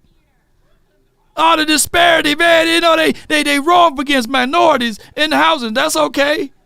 We suing. Just put your name in the application, and you may get that coin. And then that's just what it is. That's life. Life ain't gonna be fair. See, they think of a world that everything's supposed to be equal. No, it's not gonna be equal. Yeah, I gotta work 3 or 4 times harder, you know, to get to where I'm at. I ain't gonna use it as an excuse, as everybody will say in the chat. I know what the odds are. You know what I'm saying? I'm glad that I'm top 15% of earnings in my Melanation crew, you know? But I knew it wasn't easy. I could have laid out just like anybody else. Life is not going to be fair. And when y'all think about it, Parsons bumping his gums, yeah, just like I gave y'all with the analogy. Yeah, the refs heard you. Well, yeah. We heard you say F12. Yeah. You in the property, you in the property hood. You know what I'm saying? Police ain't gonna come to rescue you. We heard you. You know what I'm saying? But you in the prominent neighborhood. Should you dial 9 before you hit the 1? They there. Hey, what seemed to be the problem? They hear these excuses. These people got subjective thoughts in the subconscious and the consciousness of their minds. They're gonna be thinking, yeah, I heard him about 2 weeks ago talking about us. We gonna protect our own over here. We gonna protect them, you know, giving the benefit of the doubt. That's life. And the Cowboys, as much as we talk and bump our gums about penalties, calls that have not been called, which we are rightfully right to talk about them, they're gonna not call them. So if we are the fools to think that it's been 35 quarters, now we waiting for the 36th quarter? No, Parsons got to play through that. That's just the lane that he had to go through. If Parsons played for the Raiders, or if Parsons was the Browns Parsons, or if he played for any other team, he'll be glorified and uplifted in his spot, in his role. He'll get a few of them. But he playing for the America's team, and he got a podcast, and they listening. It's just what it is. Some of y'all don't want to hear it, but those are the realities of it. It's not up for debate. I got Lady Jessica live on the line. Let's go. You're live from the 903. Talk to me. You're exactly right, Law. Yeah. You're exactly right. You got to play through diversity. You can't let the negativity get you down. You got to fight through diversity. You got to be aggressive. Just like they being aggressive with you, you got to return it back. Did you see what Tank did? Yeah. Tank pushed them up off of him because he wasn't out there trying to draw a flag. He just started back doing what they was doing to him. He pushed them back off of them. And that's what you have to do as a defensive player. No matter if you're linebacker, safety, or whatever. You got to mush. You got to go forward and push them back. You don't let them push you back. You push them back, and you don't have these men lining up like they out there ready for a ball to fall right in their hand. Yeah. You got to stay in the zone. Yeah. You don't sit them open it wide up, the field wide up, have them line up in the wide opening position and allow these fools to run up in the middle and get down to the end zone. That's where the defense messed up at. There and another thing, we as fans need to quit trying to hold these young men for what players didn't do before they got here. You got to stop it. Yeah. It is not their fault that a Super Bowl has not been won all these years prior before they got here. You got to stop it. You need to encourage them, and you need to back them up. Yes, say what they need to do, fine. But all of this, jaw jacking somebody, this, and that. No, it's a team sport. And number one, the quarterback was trying to carry this team and get us the win. That's why we got 20 points, because Dak was fighting. But he was fighting by himself in the midst of being sacked 6 times. You stupid idiot, supposed to be fan. You ain't a true fan if every time they lose, you got something to say about, oh, they ain't going here. They ain't go. Who are you to say they can't go to the Super Bowl and win? Shut up. I'm sick of y'all every doggone time. And then, like I said, you need to stop blaming these boys that are here now in the future Cowboys for what Tony Romo and all the rest of Des Bryant, all the rest of the players that was on this team that did not do. They went somewhere else and won a Super Bowl with somebody else. But they didn't do the hard work here like they should have done. But they want to act like they so bad now because they done went over there somewhere and got a ring. Why they couldn't do the same thing here? So all this stuff talking about, oh, they did. We done been. Do you know the Lions ain't been nowhere in 30 years. And they happy because they 11 and something else. And we got to play them even harder and beat they behind. Yeah. So all of this talking about, oh, they ain't going here, they ain't going there. Who are you to say what they can't do? All they got to do is stop getting in their way and fight. Finish. Fight. And let's go play doggone hardcore football for the Dallas Cowboys. No doubt. That Lady Jessica right there. I don't know who going to follow up behind that. Ooh. Appreciate you, Lady Jessica. I'm still them boys.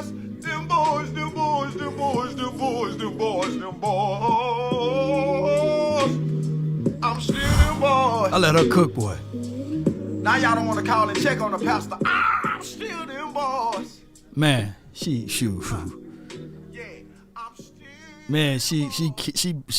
ethered that one, dog. Hey, she was right on the money with that one, man. I got the 817. Hey, let's see what you got. 817, dog, you live. What's going on, Law? What's going Hey, on? man. Hey, man. Hey, I'm well, man. I'm trying to have a merry little Christmas, man. You gonna have a merry Christmas? Yeah. I'm having it right now. Come on with it. We're gonna count it all joy. That's right. We're gonna count it all joy. So my two takes, man, is when I look back over this game, we had 2 quarters where we couldn't drive the ball down the field into the end zone. Yep, second and third. We have arguably top 3, top 2 receiver on the team. We have arguably top 10 offensive line. Mm-hmm. At times, they can look suspect with the pressures and the sacks. So for two quarters, we couldn't get this man the ball. And we're sitting here, we're arguing about refs. We're arguing about refs making the call. How? Well, I mean, how is that a point where we got to blame the ref when it's our mistakes? Mike McCarthy knows this man is basically unguardable. If you look at his releases off of the line, there's not many cornerbacks that can hang with him. Yeah. And if you watch the first quarter, you've seen that. Man. 100 yards almost in the first quarter off of 4 targets, 4 catches. That's top tier. So why would I stop giving him the ball because you put an extra man on him? Man, feed the baby, him man. upright, and I'm going to put him where he needs to be so I can continue the success that I'm having that I did in the first quarter. So that's my first point there. My first point is Mike McCarthy failed again to get our number 1 receiver the football for 2 quarters. Man, don't you know what I would have did though, bro? I would have sent, and I know Dak didn't have a lot of time because the Van dude had the most pressure in his career. And I think it's number 1 in the league far as his performance, as far as pressure coming off of that right side. But you could have still drew up a play with chip and release with the running back in the backfield and have Cavante Turpin and Lamb line up on. Look, you could have went with a package Turpin, Lamb, Ferguson, right? On each side of Dak. Each side of Dak.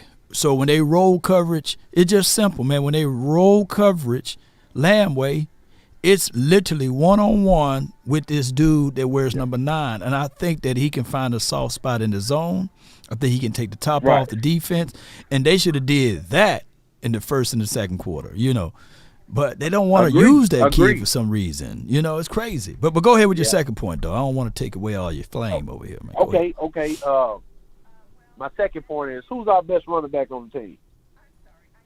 Dak Prescott. I'm fucking with you, man. But it got to be Tony Pollard. CD Lamb. We gave him the ball one time. He got almost 10 yards. Oh, you think? Oh, so you're looking at it like a Debo thing, right? Right. CD Lamb got 10 yards, Law.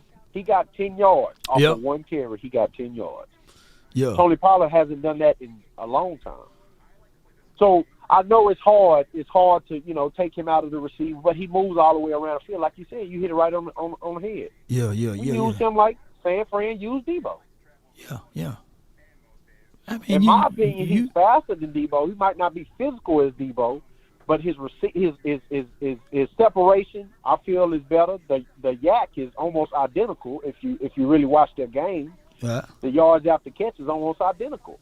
So it's in our best interest to use look how they use Tyreek Hill over there. Here's my one rebuttal to that. Okay. And I think that the coaching staff play like they're scared. And if I'm being, and I can be objective, please don't beat us down for having this conversation, chat. But I think that they are scared of injuries. Like they play like they are scared to,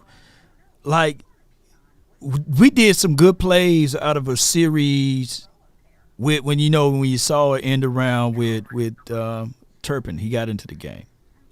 We saw that. Sure. We saw it, with the series with the end around with my guy CD Lamb within that same series. But then we get out of that under center stuff, right? And we go back to shotgun and we pass incomplete, and now it's time for us to kick a field goal. I was like, Kellen Moore-ish. All you got to do, if they can't stop it, at least go down there, impose your will, score on them. That's right. And let them do it until they force them a timeout, or do it until they at least stop you with a negative yardage on that play. Because we were successful. Hear me out. Even with Brandon Cooks was able to do the end around thing. So for the life of me, it seems like the Cowboys, we say we get something going, let's not keep going with it. Nah, keep doing it until they stop it. But go ahead. That's right. Man, I don't want to hold up all the time, man, but I just, it's sickening. And a lot of people, they want to bash 71. For his first game, he gave up 1 sack, and as we seen it, he moved. I don't know what the play call was on the line. I don't know what he was thinking. And he moved, and he gave a free rusher that it ultimately turned into a sack.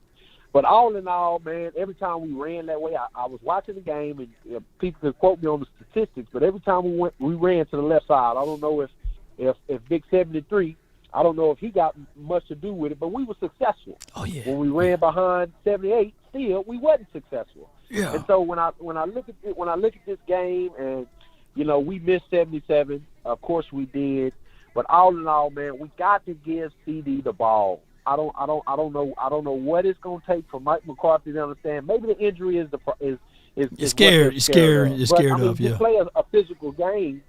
You play a physical game where at any moment, you can't. There's nothing you can worry about, because you don't go into a game trying to think about that, because it's inevitable.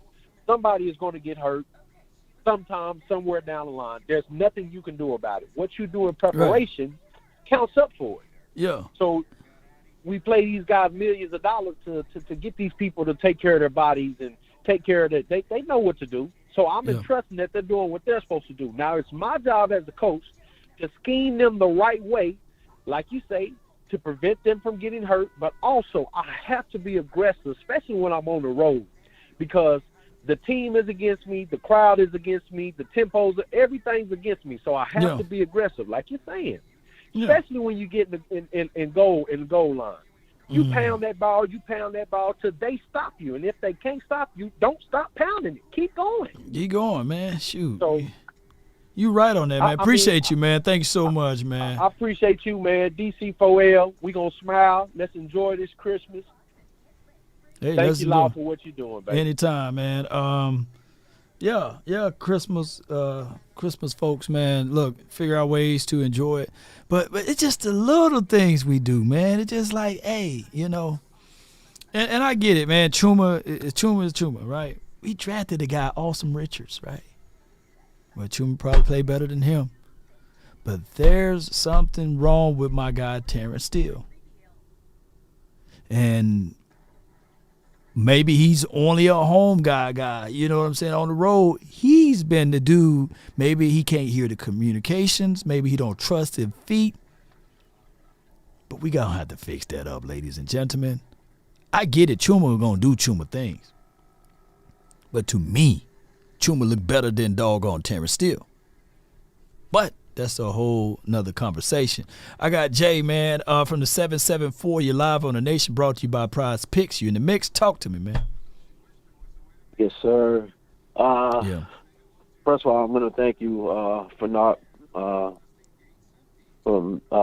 letting me go after Lady Jessica, man. I don't know if I was going after her, man. I would have been in trouble. But I just want to piggyback off of I call that halftime. And there's a few reasons why we lost this game, but I'm going to stick on this. The main reason why I think we lost this game, man, was that last drive before the second half when they scored. When they scored, man, that's all coaching right there, because they just drove up that field and they kept going right to the middle, 3 in a row. Next thing you know, they were already in the goal. They were already in the red zone. Yep.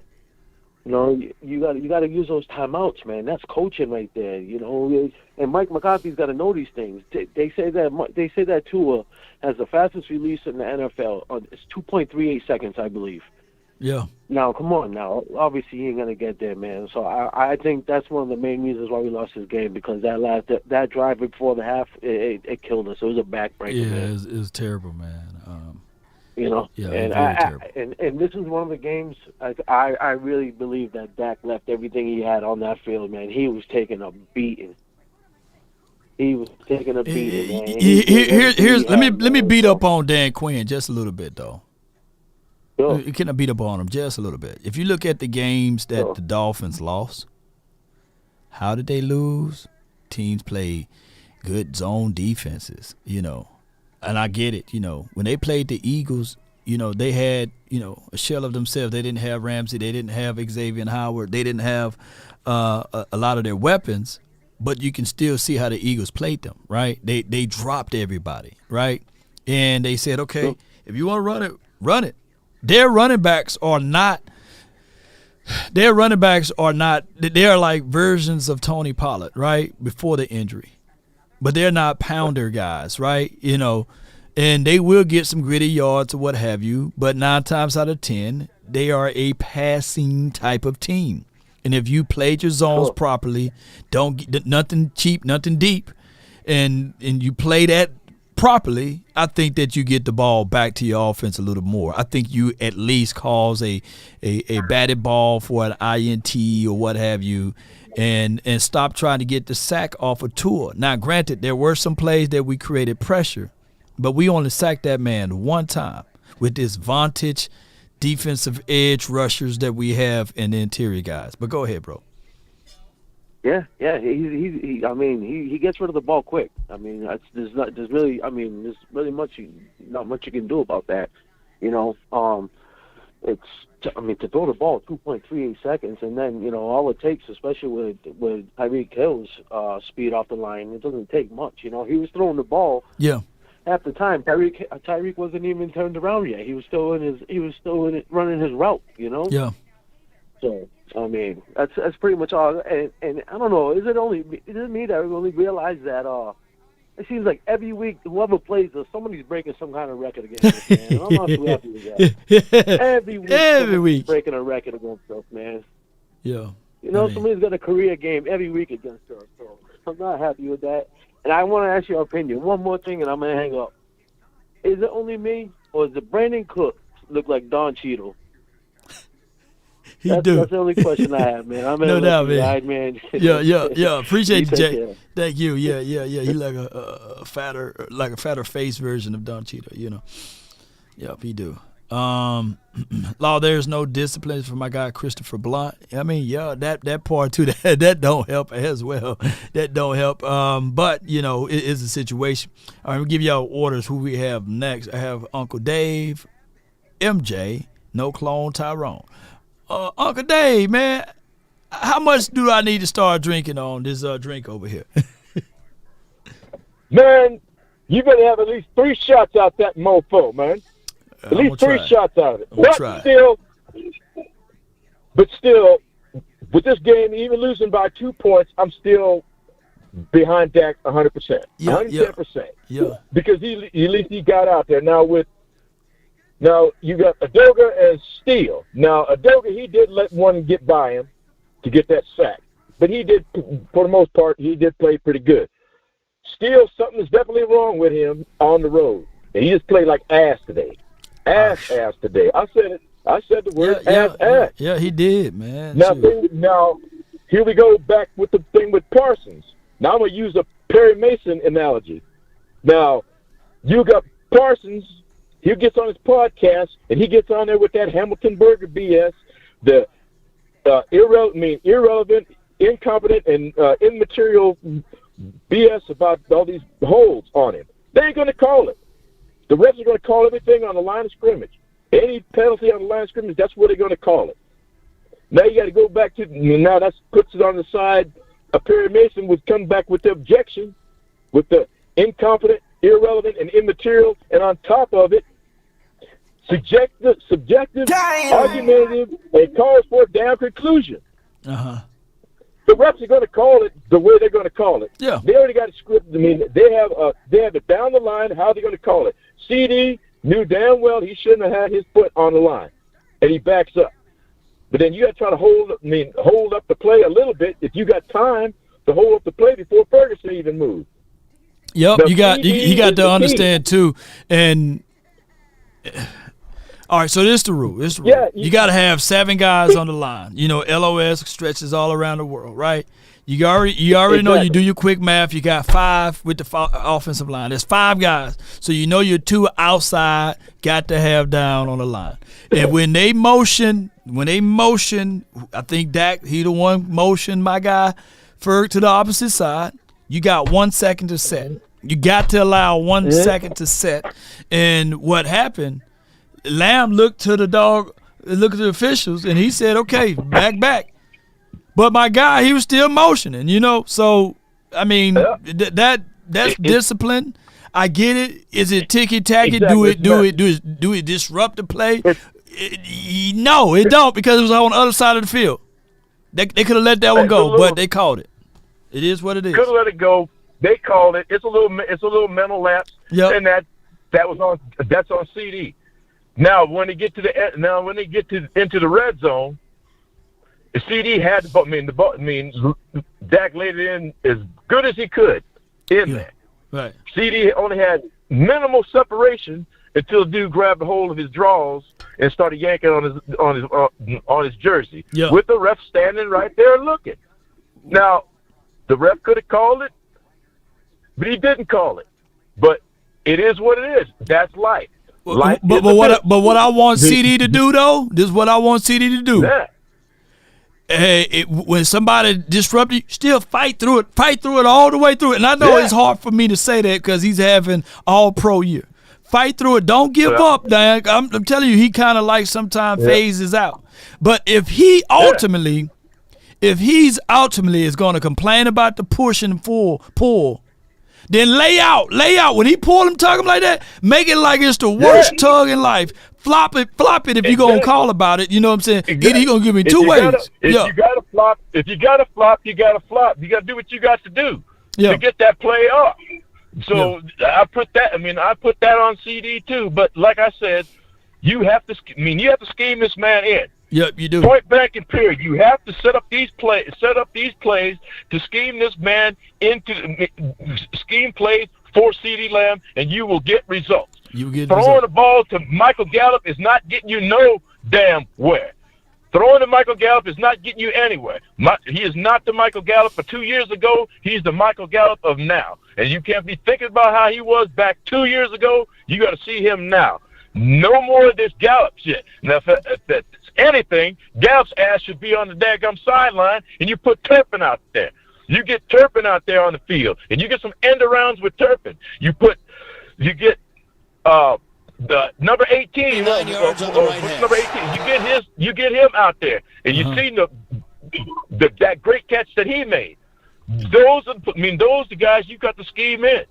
Yeah, CD's gonna get double. You can expect that every game that your Cowboys play. CD's gonna get double, but then you have to scheme and plan that.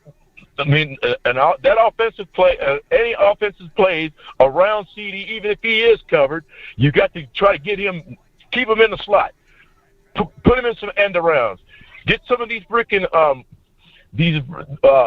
some of those outside screens to him, and let him eat. Let him eat. With Cooks, you gotta let him Cooks, you gotta let him cook. You gotta get these receivers in. The running backs, I think Dowdle's a harder running back than Pollard. You can't expect Pollard to be doing all this. Yeah. I feel you on that because I think if Rico had that opportunity at the one, he would have scored it. Yeah, right. Because he would have ate it up. Yeah, he would have scored it. But that's all I got to say about that. I ain't gonna be too many more punk bees in here, and just don't let this gray hair fool you. I ain't no easy win. How about them damn Cowboys? Deuces, man. Appreciate you, man. That's Uncle Dave right there. Hey, good call from him. But how many of you guys? And I hate to say this. Cedric Wilson is better than Michael Gallup. If you had a choice, Michael Gallup, Cedric Wilson right now, I bet y'all sitting there like, man, give me Cedric Wilson. Give me Ceddy, man. I think that we kind of moved wrong on that one, And I'm not picking on my guy Gallup, man. But, he's not giving us anything, And for us to keep targeting him or keep using him, it slows down everything, man. 2 targets, 2 receptions, 4 yards, man. That's Gallup's number. 2 targets. He's like, I'm like, hey, I get it, but Sadie, man, will give you at least some end arounds and he can throw it down the field. He give you a little bit more options, man. He give you sideline stuff. He give you middle of the field stuff, and we saw it in this game. But that's a whole nother conversation. I know somebody gonna be like, hey, what about Noah Brown? Salute to Noah Brown, too. I got MJ from the 206. You're live on the Nation, man, brought to you by Prize Picks. You in the mix, man. Talk to me, bro. What up, Law? How you doing, brother? Hey, man, all is well, man. Talk to me. Man, you made a good – I'm going to tell y'all something. Man, we made a lot of bad mistakes, guys. Yeah, we did. We should have still had the 50 that we let Cincinnati get. We still had Bohanna and the big guy from Washington. That would have solved the middle of your defense. And then you could have dropped it at Ohio State right tackle instead of playing Steele. I hate to tell y'all that. We made a boo-boo. And then you could have been starting them big linebackers fast, Harper, with your boy number 11. And then, like you said, 14 should be playing the real safety. And we got everybody all out of whack on this team. And like you said, Richardson in the camp, he outplayed 71, man. It's all favoritism. They be panicking. We lose because we panic too much. They don't play the right people. They're playing the right skills. Now, everybody, go watch tomorrow night. I want everybody on here. I want y'all to see how the 49er linebackers play in that zone defense. 4-3-4. And watch how hard it is for the quarterbacks to throw the ball. I got one better for you. I got one better for you. Watch Roquan Smith, tomorrow night, playing for the Ravens. Look at that kid. When you see that kid, when they come across those middles, hey, that's a toll fee that you got to pay. Just watch Roquan tomorrow. I'm watching both linebackers. Just watch the linebackers. Just watch the linebackers tomorrow. Just watch linebackers play. San Francisco use that 4-man rush. The linebackers don't be too far back. They only be like 4 or 5 yards off the line of scrimmage, y'all. When you play that zone, you want the guy to try to force it over the linebacker head, and to a little, he probably would have threw some picks to the safety. I'm telling y'all. But when you play too far back because you scared, he threw that when the dude's the early caller, 5-yard pass, 8 yard, 5-yard pass, 8 yard, 5 yard, 8 yard. Not down easy. That's how they beat us. We play too scared, man. And Dan Quinn, I don't know what the hell he thinking. You know, he did okay tonight, but man, I'm gonna tell y'all something. If everybody on here delusional, and I hope I'm wrong, I gotta go with Brandon, Paula might be right, y'all. Now, one thing that can't be right, this is the first time Dak Prescott played good against that 4-3-4. He played again. Now, No, you talking about the zone. You talking about the quarters. Yeah. They gave a lot of quarters looks, man. We didn't do any zone beaters. Like on the first series, oh my God, we were cooking. And even on the second series, we cooked on the second series because what they do is they play too deep. And then they do have press. They do play press, but there's still a zone look, right? Yeah. So how you get them up off of it? You attack the middle of the field, which was there, and you hit them on drags. So what Fangio did differently, he kind of switched it up a little bit on the quarterback with the front 4 and the front 7 basically. So that's how they was able to fabricate and get some of that pressure. Yep. But we McCarthy, man, you get a big F, brother. I'm gonna tell you why, y'all. If San Francisco would have played Miami, they would have scored 40 on them. I'm telling y'all. Philly scored 31 on them. You know, I know they lost some people, but yeah, they didn't have Ramsey nor I know they missed 3 safeties. They missed 2 corners. Well, they missed 3 corners. They're missing 3 quarters out there. Yeah, it was different. It was a different time, and then they had 2 of their offensive linemen out. It wasn't the same thing, though. I get with what you're saying. Like, but to still play Tua, you still play him the same way. You play the quarters defense on him. Yeah, you play quarters defense on him. Look, I watched the Buffalo game the other day. Yeah, they barely won. If we would play. Man. And before I let you go, bro, when you look at the game, look at how their linebackers rallied in pursuit, right? Their linebackers did a better job of filling. They did a better job than us. Yeah. We got them little bitty linebackers, and we favoritism too much on this team. And if we gonna, man, I ain't gonna lie, I don't feel good, Lord. You know what I'm saying? Y'all go be delusional. Yep. I'm just gonna watch. I'm not getting hyped no more. Like, this team is so inconsistent. And I'm going to tell y'all another thing. If y'all over here think y'all going to go in Tampa Bay and think y'all got an easy win, y'all some delusional fans because Tampa Bay is on a roll now. And tell the law, that's how the Giants, remember the Giants beat us in 2007? Now, I ain't talking about Tampa Bay going to go nowhere. I picked San Francisco going to win it all. But you could get on the road. The best time, too, is to get on the road, and then you could take it to the playoffs. McCarthy got to call better play calling, Raw. He don't do no sweeps. No. I'm like, man, what a sweep at? And your first caller was saying, throw to the running backs in rhythm. Throw them out of the backfield. Come on, bro. He do the same thing. And then, he almost cost us the game. We had first down at the 1. McCarthy throw a pass and we get sacked.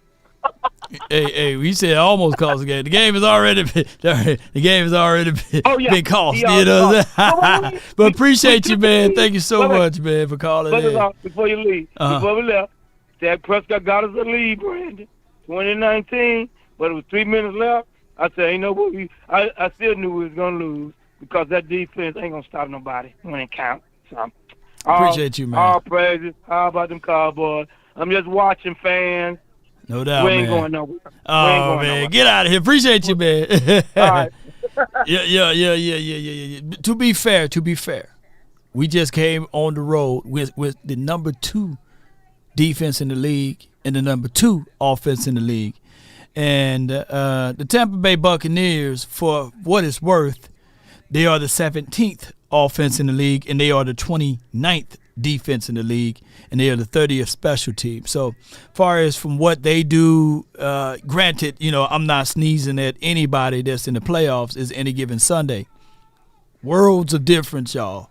Far as from what they got from a receiver, from a quarterback aspect, I think you put a little bit pressure on Mayfield or whoever is back there, you can get control of the game. They don't have like quick releases like the Miami Dolphins. I'm just putting that out there because I don't want y'all to be like thinking that we're going to play Miami every week, right? And or we're going to play a hungry Bills team every week as well. That's not the case nor the scenario. And I don't want to paint the picture that the Cowboys are this team that's – because next week, I know how some of y'all act. Next week, y'all be right back with us. Y'all be right back with us talking about we them boys, you know what I'm saying? Because we do something at the crib or what have you. So I'm not finna be this team. I'm not finna tell y'all not to look at it objectively, but it is what it is. I got no clone Tyrone from the 202. You're live on the Nation, brought to you by Prize Picks in the Mix. Talk to me. What's going on, Law? I got a couple of things for it, right? Like, man, I feel like this is a result of the offseason. If you think about it, we could, like I said, we could have had Bobby Wagner. Yeah, but I heard it was Bobby choice. It was Bobby choice that he wanted to go back home. Yeah, but I mean, Jerry always used that scenario. We like our guys. He always used that scenario. Yep. But that's a story for another day. We ain't even gonna give it there right now, Lord. But the problem right now is Michael Parsons need to be moved around like a queen on the chessboard. Yep. That's how we need to use Michael Parsons. For this here on out through this season, this is just how we need to use Michael Parsons. Michael Parsons sitting in that middle of that field, they wasn't doing nothing. Okay. Tua was nervous. He didn't want to do too much. And I kind of blame it. It's just like everybody said that was calling in. I blame the coaching. The coaching not doing what they supposed. Like Dan Quinn, you don't keep going man with the fastest man on the field. Like that don't make sense. I've seen so many teams go into the zone and pick Tua apart. You understand what I'm saying? And for the life of me, I was screaming I was like, come on, Dan Quinn, Dan. And I was like, Dan. And I'm you know what? I give up on Dan. I don't know what's going on with Dan, man, or we experiment at the wrong time. Yeah. It just bothers me because the coaching, against these good teams, they lose the dog. Even on the field, it show like Prescott played his heart out. I get can't nobody talk about Prescott. If anybody say anything about Prescott, I feel just like my man. Don't say nothing about Prescott. Prescott played his behind off. He did what he had to do. But for the most part, the coaching, they just lose the dog. Like we get on these teams and we play these different teams and we get the schemes going and we make the quarterback uncomfortable. But it seems like against these good teams, we just freeze up and we just lose all hope and we forget how to play football. So it's just like, to me, I don't know. It's just like, I'm going to be a Cowboy fan regardless, okay? Yeah. It's not going to end. Mm-hmm. I'm still here, all right? Go Cowboys, DC for life. No, all right? For sure, man. Appreciate you, fam. Thank you. Yeah. Yeah. And my guy Tyrone, he's 1,000,000% right with Bobby Wagner. Please don't mention Bobby Carpenter. He only had one good game, and that was against the Cowboys, by the way. He remember those pick sixes? I think he had 2 pick sixes or something like that when he went to Detroit, and we're going to play them next week. And I think his buddy Tony Romo gave it to him, right? That was his only good game. He said, "Hey, you the best man at my wedding. Come on, let me make you famous," But and salute to all what he's talking about. When we look at Damone, it's not comparison at all when you think of Damone Clark versus a Bobby. You know what I'm saying? I don't even go by grades or what have you, but he got 63 total tackles, 63 solo tackles, 28 assisted, and passer rating when allowed is 102, 4 missed tackles, 0 sacks, 27 stops. And when you look at his run fits is not the best, y'all. He have still issues stacking, shedding, disengaging, right, at 240. He's 6'3". Him and Parsons about the same size, you know. And I get it. This is his second year. And that's what Parsons elucidated to us when he learned that, hey, this dude is still developing, right? And coach is basically preparing this guy for the playoffs. But hey, as they always say, a new broom can sweep the floor good, but that old broom can get those corners, ladies and gentlemen. And when we start looking at Bobby Wagner's 104 solo, look, people don't understand. Let me take my glasses off and tell y'all. 104 solo tackles. 37 assisted, and like I say, they give him a run grade of 90, right? He got 3 sacks for the season. He had 5 missed tackles, and he do give up some yardages as it relates to passer rating. But it's not that far off. It's not that far from Damone Clark. But what I'm talking about, what is light years difference, is run fits. Right now, we talking about linebackers with the wherewithal to come down the field. And for the life of me, if he got 104 solo tackles, I don't see a D-Law on that doggone Seahawks front four. I don't see a Parsons on that Seattle Seahawks front four. So now y'all getting what I'm saying. They don't have a hooker that's in the backfield, right? So that number would be even more better situation for us. His instincts. There's a reason why he got 3 sacks. We're missing. Look, the Buffalo Bills last week, believe it or not, got more sacks collectively than the Cowboys. Miami Dolphins totally, I believe they got more sacks than us, right? We don't get sacks.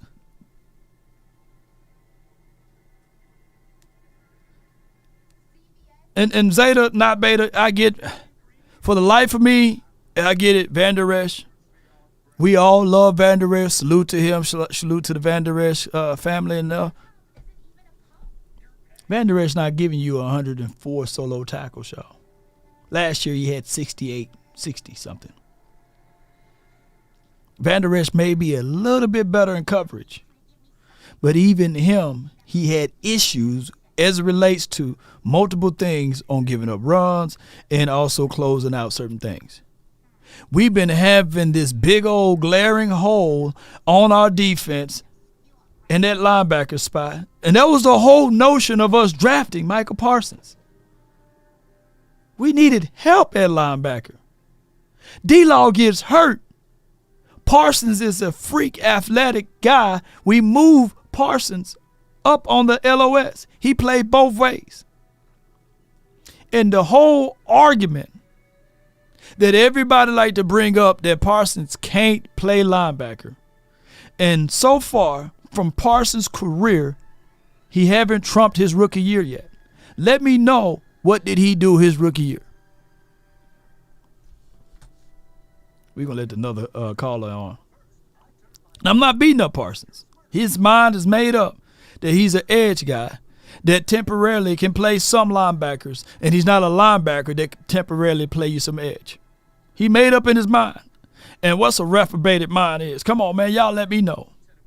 You know, he's already made up, you know, and we can talk all what we want about what he is and what he ain't. So since he is an edge rusher, dog it, in this 2024 draft you a linebacker. And for the love of football, the linebacker that we draft, let him be. All I want to do is be a linebacker. I don't want to be a safety. I don't want to be a DB. I don't want to be an edge guy. I want a guy that when he wakes up, when he brushes his teeth, I'm a linebacker. That's all I want to do. I don't want to do anything else. I want to be a linebacker. I grew up playing this. That's all I ever want to be, is a linebacker in the National Football League. That's the next person that I want us to draft. I don't want to draft no hybrid guy. I don't want to draft no guy that can give us some safety play. I just want a pure linebacker. Let him be a Mike too. And that's what I want. I don't want us talking about, hey, man, can we get better interior play? No, I just want a good cornbread-fed linebacker. That's what he do. It's all he grew up watching, man. And his idol, he got Ray Lewis, Brian Urlacher all on his wall. You know, he got Hollywood. He got all LT. He got all of nothing but linebackers in his heart. When you scratch him, he going to punch. I want a rigorous linebacker. I don't want no guy that sit there and say, man, I can do it all. I just want me a linebacker. That's all I want. That's all I want. No pre-draft injuries, none of that stuff. You know what I'm saying? Hey, man, he was good, but until he broke his back, you know, we reattached that part and removed that part around, and he's back. Hey, man, his knees, you know what I'm saying? I know we had, what's that guy named? Bruce Carter back in the days, but, hey, this guy's a little bit different. No, I don't want no injuries. I don't care about, and look, I just want a pure linebacker. That's all he thinking about. He brushed his teeth, and he got LB on his doggone toothbrushes. That's all I want. I don't want nobody. I don't want to hear no more, you know. And Parsons, if you want to be an edge guy, play him to the edge for the rest of his life. I don't want to hear no more of this talk. And all of the people say keep him at edge only. Y'all right. Y'all right. Because everybody want to have a need to be right in this game. Everybody want to have a need to be right. See, I told y'all. Parsons give up one play down the field. I told y'all he can't play Mike. He can't play linebacker. We know football. Y'all don't. No. I just want somebody who can come up in here and say, hey, this is my spot. I owned it. I look at the legacy. I can control the defense. I can control what the defense, the alignment and assignment. This is what I grew up to do. I want him to just be that person. No more of this playing games with, hey, man, can this guy? No. Ain't this right? I got DMV George from the 240. You're live on the Nation. What's going on? I completely agree. Yeah. Especially when you hit that part, that little section on I don't want no pre-existing injuries because, you know, the Jalen Smith experience. And going back to that pick, I'm thinking, I didn't like the Micah Parsons pick because I'm thinking we had Jalen and LVE. And that was the first year we got LVE back, and I was thinking, like, maybe we need to let these guys go back to their 2018 form. But, you know, timing it ended up being like that. But going back to my the point I was about to make is we also, you know, out of our secondary of we run like a 5-man secondary, nickel, basically. Deron Bland's the only one that can run. I don't know, we got ourselves in this predicament where we have J-Ron, who's a strong safety, Donald's a strong safety. So you guys talking about this quarter coverage that we're going to play, you can't. I mean, I'm not trying to have Donald and J-Ron and as my two high Roman safety. Even though two high is probably the easiest, that's the least athletic safety position you can play. Harrison Smith has done it for almost 14, 13 years now doing it. But I doubt that's what Dan Quinn wants to do, obviously, because we're a man team. And for some reason, we got ourselves in a predicament. We're a man team where we don't have that many, you know, runners.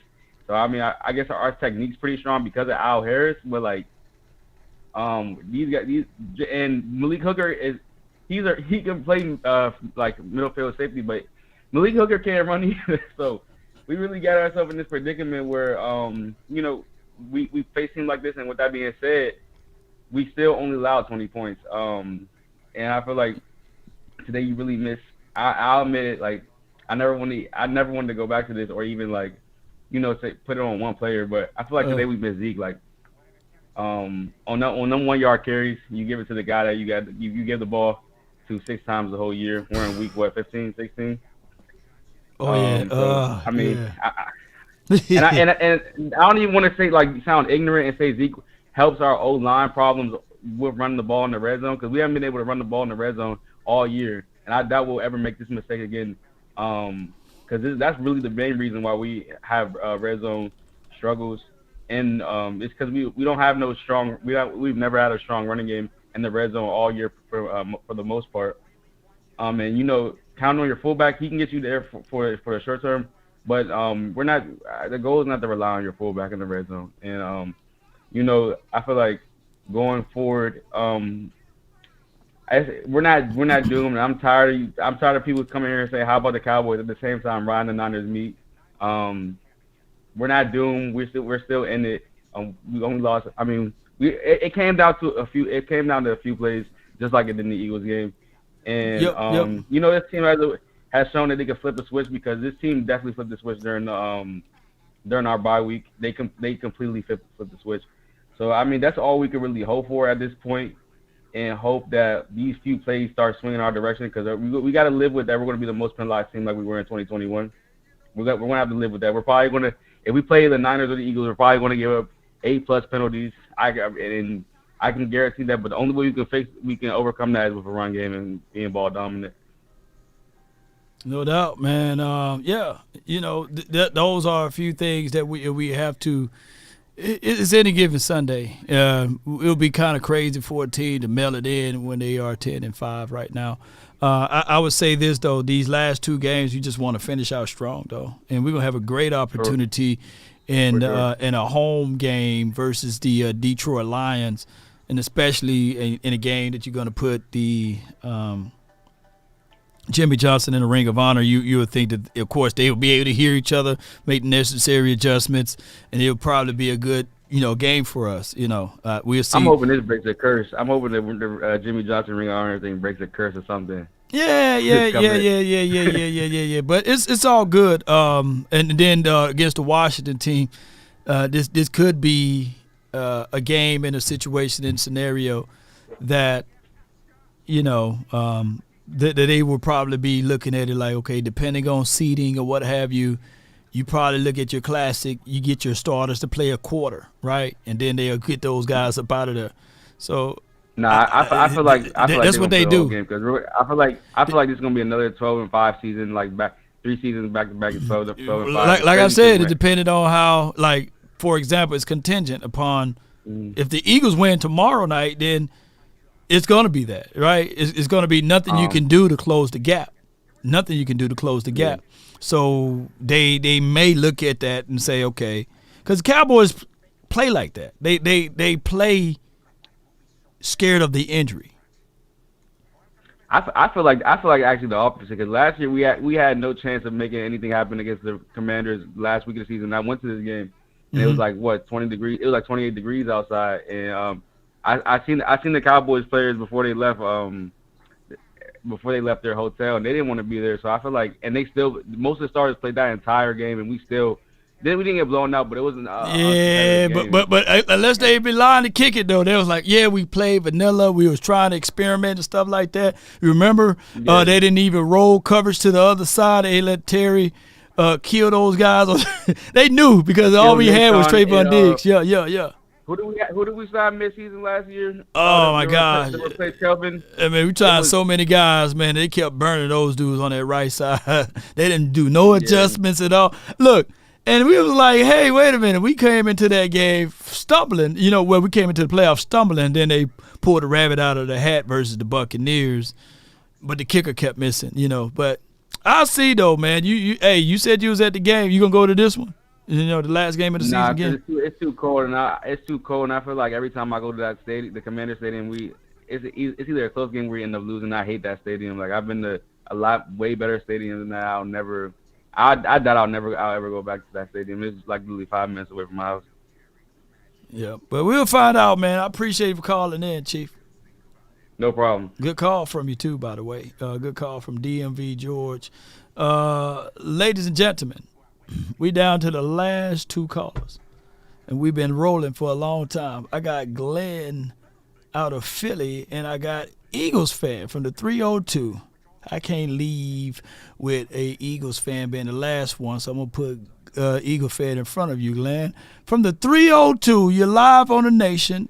James from the 302, talk to me. What's going on with you, Law? Nothing much, man. Not much. Now, are you going to gloat again about your team winning tomorrow? Same situation, too, by the way. Oh, I'm still good, man. Like, I've been saying it, no matter what happens, what goes on. When I call here, win or lose, I've been saying it. My team is still going to win the NFC East. Okay, so is that the ultimate goal for you? If you thinking that is going to be the situation to secure everything as far as the woes with your team? No, that's not the ultimate goal. If we ain't making it to the NFC Championship, then it's a failure. Only reason why I say we're winning the NFC East is a default because of how y'all are playing and because of the amount of games that we won early. I'm not bragging about it. I just know that our easy schedule versus y'all hard schedule is why I say we're going to win the NFC East, and we're going to win it for 2 years in a row since, 2004? Okay, so, hey, man, nothing like a good feel-good story, man, to win the NFC East 2 times in a row and have a feel-good moment and spoil that, So, hey, if you want to say that, then, hey, roll with it. Y'all have, the Giants, the Cards, and then the Giants again, right? Yes, sir. Hey, man, you better be careful, like I said the other time I allowed you to jump on in here because, the Giants, they got the better defense than what y'all seen last week versus the Seattle Seahawks. You know that, right? You know that, right? We weren't about that. We good. Hey, Law, listen, I just want to call on here and tell y'all, Happy Christmas. Mm-hmm. Thanks for the love.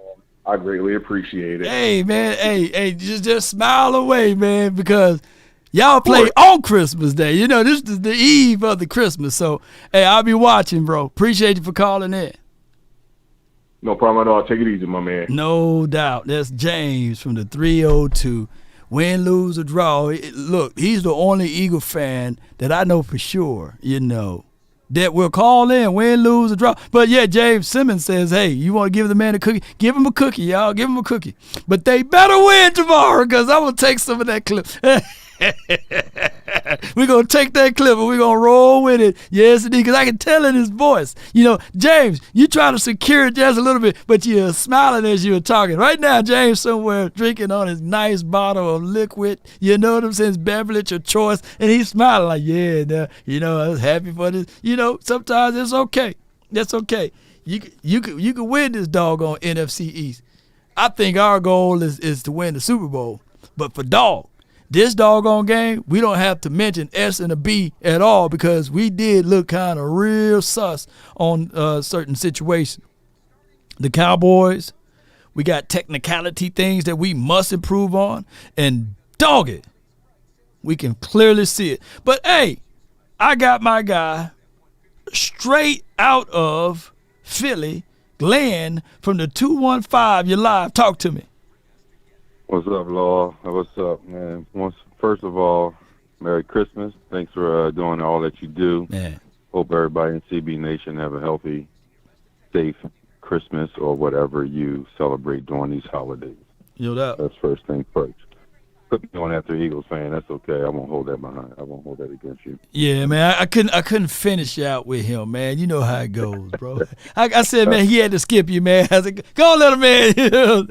You know what I'm saying? I would say let the women and kids go first, but I ain't gonna do James like that. But let the kid, man, I ain't gonna do him like that. Just let the Eagle fan come on in here first, man. But talk to me, man. Talk to me, bro. I got a couple of points. But, your rant on the linebacker, all I was thinking was Eugene Lockhart. I was like, Law want Eugene Lockhart here. Yeah. Those of you who can remember Eugene Lockhart, straight up linebacker, straight up. Oh, yeah. He had something to say about the Cowboys. And speaking of that, man, his sentiments are still true, believe it or not. What did he say? He said that, let me see if I can pull the audio. Because he did say what the Cowboys are lacking, and I think I did repost it. And I'm gonna look for it. Keep talking, though. Keep talking while I look it up. Yeah, that was my guy. But I got a few points. First of all, Jessica, don't come at me. I'm 57 years old. I've been watching the Cowboys in football since I was 6. I saw every Super Bowl since the 1773. And I got to hold people accountable. I love my team. But when it happened, when the fumble happened, I looked at it, I replayed it, I watched it again. Not blaming Dak for the loss, but there was a high handoff. That's why the NFL gave the fumble to Dak. He did not put it in the gut of Hunter. He put it right in his chest plate. Mm-hmm. So that's those mental things, game of inches, all those little things. Those are things that come back and bite us. But when it happened, my wife was sitting on the couch. She was like, "Yeah," and she's not a big football fan, but she was like, "Yeah, that was a high handoff." So it is what it is. Wet too. But I'm not blaming that.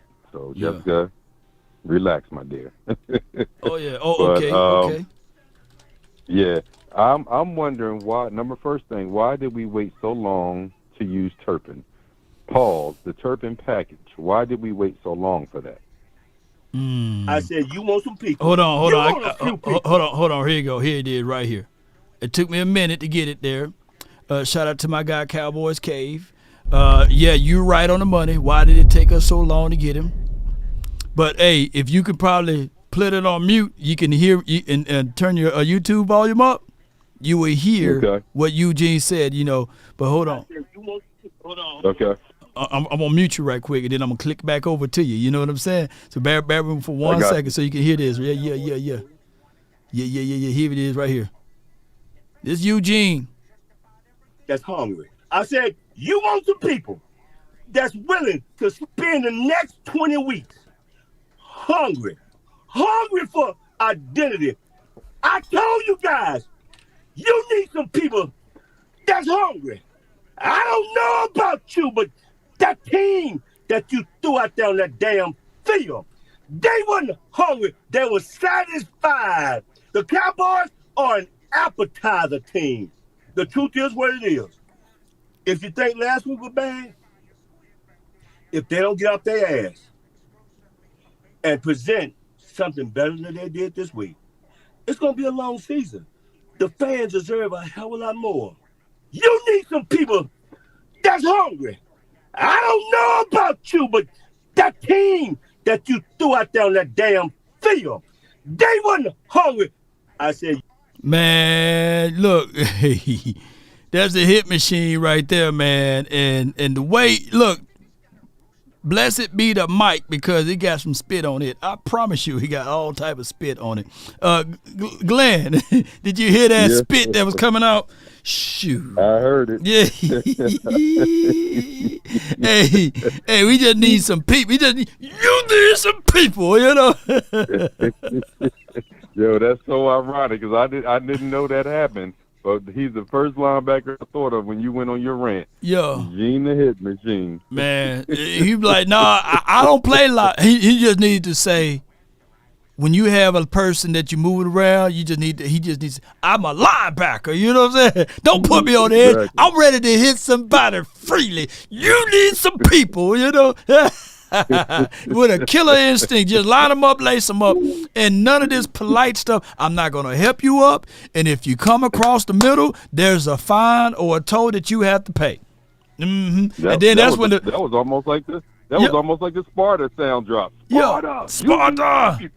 Yeah. Spartans, prepare for glory. Because here's the thing: the reason why I chose that clip as a drop, they knew the Persian army was coming, right? They knew that it was outnumbered, they was outside, they was out everything.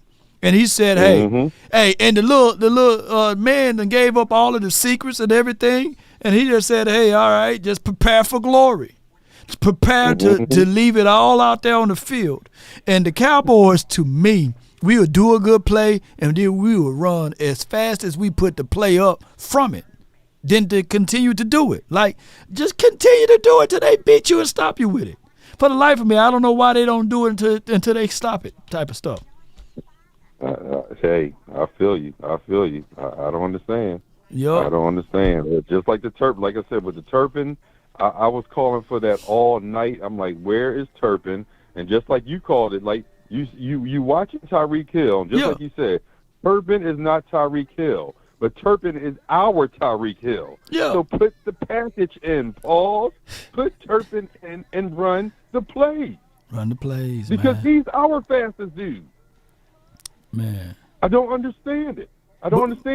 I've been saying to my other point, Micah Parsons, I love him. I had a debate with Will Still since his rookie year. I said we need to play Micah a little more like they played T.J. Watt. Yeah.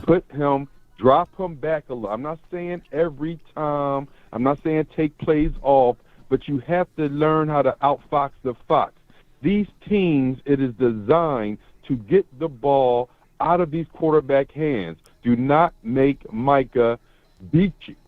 So if you know that they're getting rid of the ball that fast, drop them back sometimes in that passing lane. They killed us in the fourth quarter with the same play.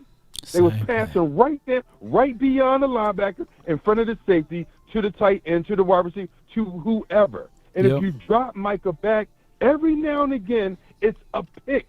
He's too athletic and too gifted not to get those picks.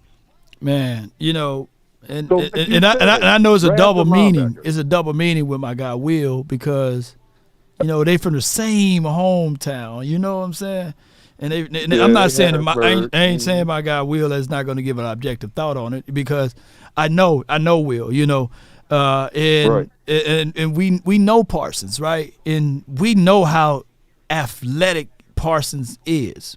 And I know Will, I know for sure Will ain't one of those ones that say they want to keep him at the edge. You know, he want to play at the edge. I know he ain't that. I know. I know he watched too much football.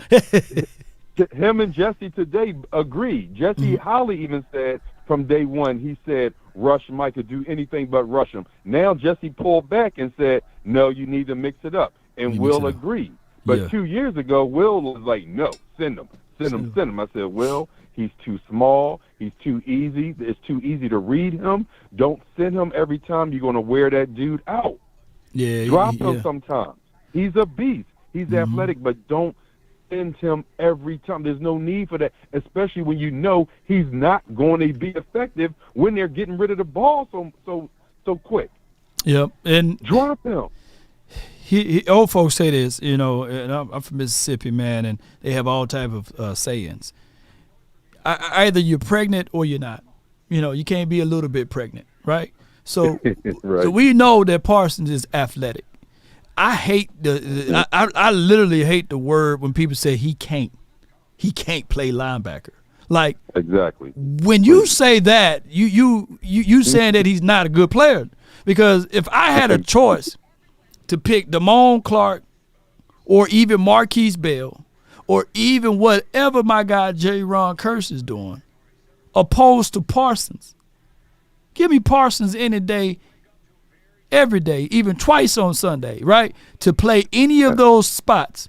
Now, if I had a choice in a situation and scenario to play edge rushers, Sam Williams, Dorrance Armstrong, who had a sack, by the way, they split it with Parsons, also the Fowler kid, I would live with my choices of putting Sam on the edge over Michael Parsons so that I can have a better guy in the middle of the field or on the side of the field or even coming down on weak side. You see what I'm saying? Because I know for sure that Parsons is by far a whole lot better than any of those boys. Now, granted,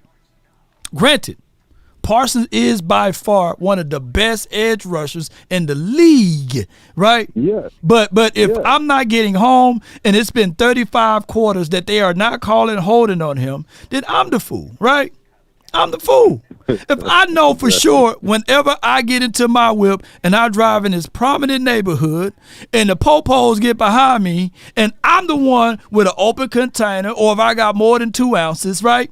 And I'm saying like, oh, man, they just have to get me.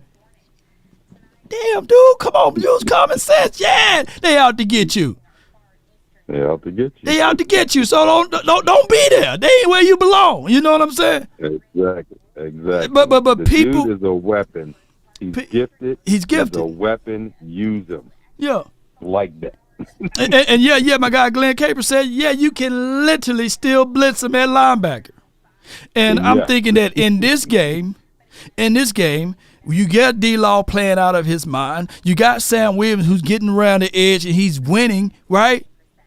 Put Michael Parsons at Damone's spot one time and send him through A-gap. You can't cover and block them all and have the other guy to be the robber. You can have the other safety to be the robber right there in the middle of the field. That's picked, you know, because he's throwing with participation. That's what Miami did with their player. What was the guy at 43?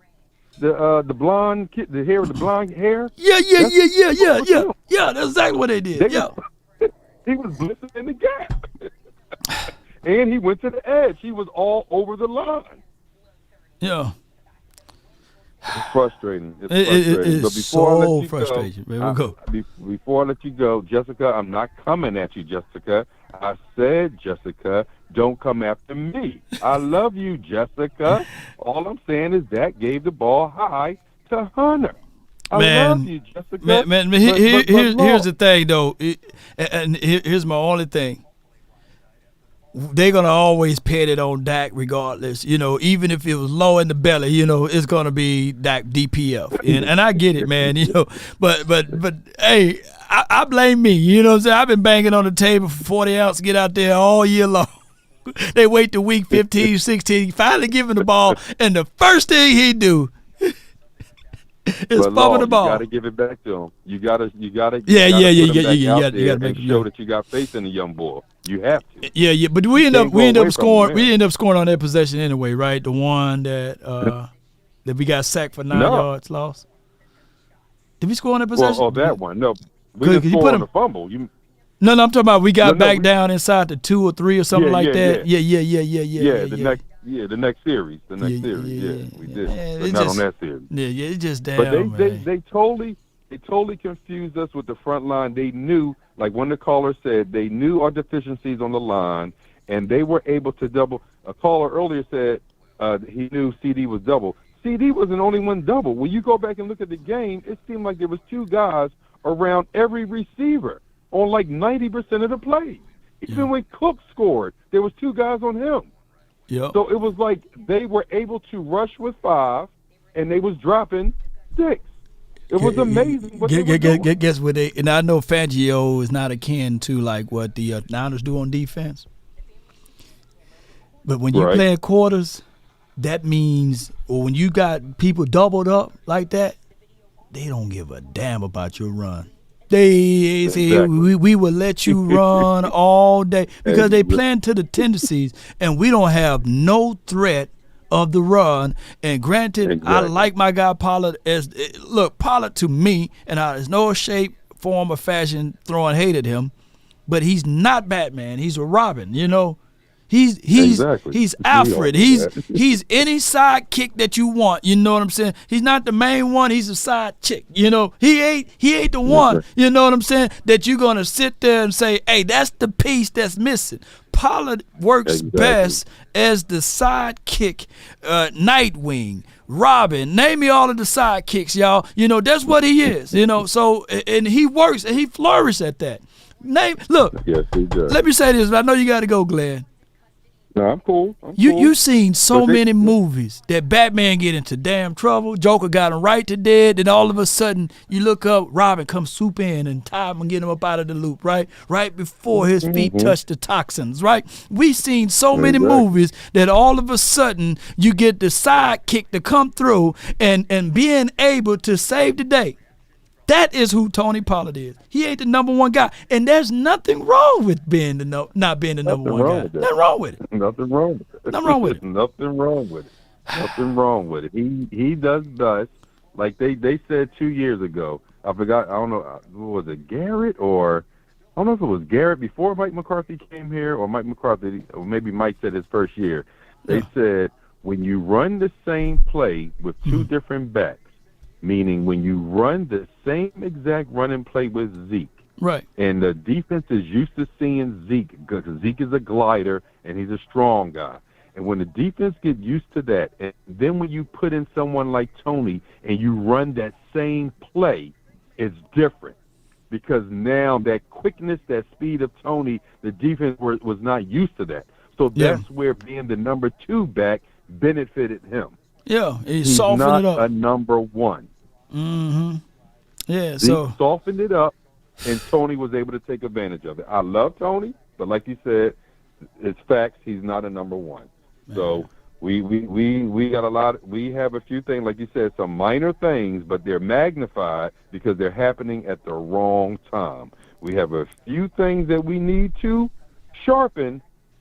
I just hope we get it done by the playoffs. We got 2 weeks. You got 2 weeks. Yep. The injuries and the blueprint that these other teams are seeing of how to stop us is biting us right now. But CB Nation, Let's keep our heads up.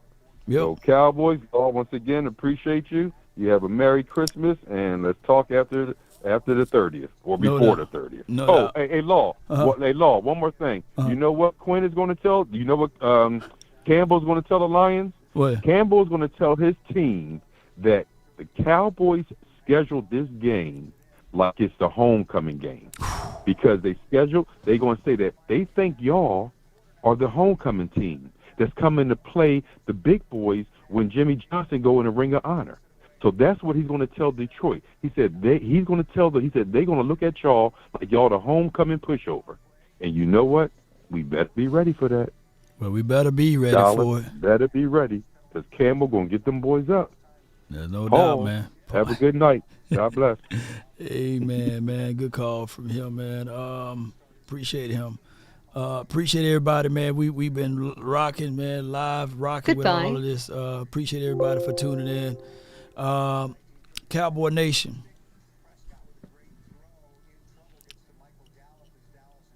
We've been enduring for like 6-7 hours. I got my frustration out. I don't know what time I'm gonna go to sleep tonight.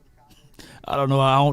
I might watch this game again, but I prefer watching blowout games than close games. I ain't gonna even fake it with y'all. I'd rather for the score to be like 29 to us 10 or something. Maybe I can find something in that. But when it's a tight game like this, I get frustrated, y'all. I get real furious and angry because I know it's something that we could have won, right? But we're gonna go back, and I'm gonna try to eat this loss. I'm not going to eat crow, though. I'm not going to eat crow. It's not a crowable game, because I didn't think that we was going to even be in this moment like this, being for real with y'all. But we going to have to figure things out, man. The first and foremost thing that we need to figure out, penalties. I get it, man.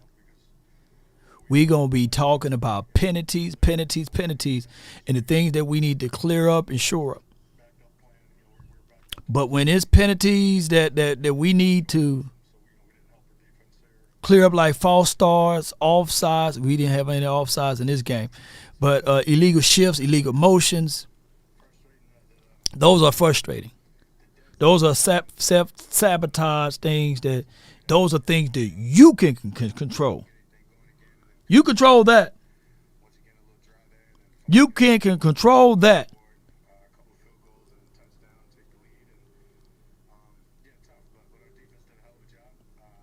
Run stopping. I'm still not 1,000. They're running easy 5, 10, 7 yards on us. So I'm not really, even though they didn't bust 200 yards on us, their stubbornness caused them not to get that, believe it or not. They just wasn't stubborn enough. Miami at will ran 10 yards on us. We still have issues right there. We still have issues with that. The number one thing that we said since week 1, 2, and 3, and it came back around to us, is red zone. Break it down, ladies and gentlemen. Save yourself to maybe 1 or 2 star players that you're going to focus in on red zone. We got to fix this red zone. We got to fix these penalties. And we got to stop this run defense to play a little bit better. From a philosophy aspect, we got to target our playmakers more. And those things can be corrected real easy. I don't see no issues with that. But we just got to correct those things. I'm going to touch on this offensive line. We've been having the same issue all year long with O-line. And that's been right tackle. We've been trying to put makeup on the pig with this, putting lipstick on the pig. We've been having issues with that right tackle side. Chip and release. Keep a tight end on that side.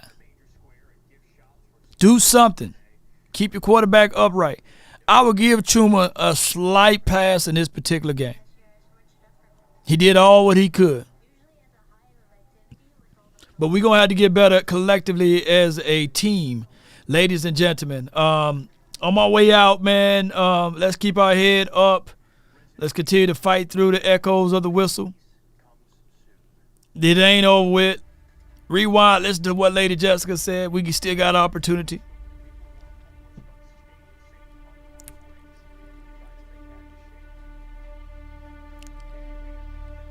We got to.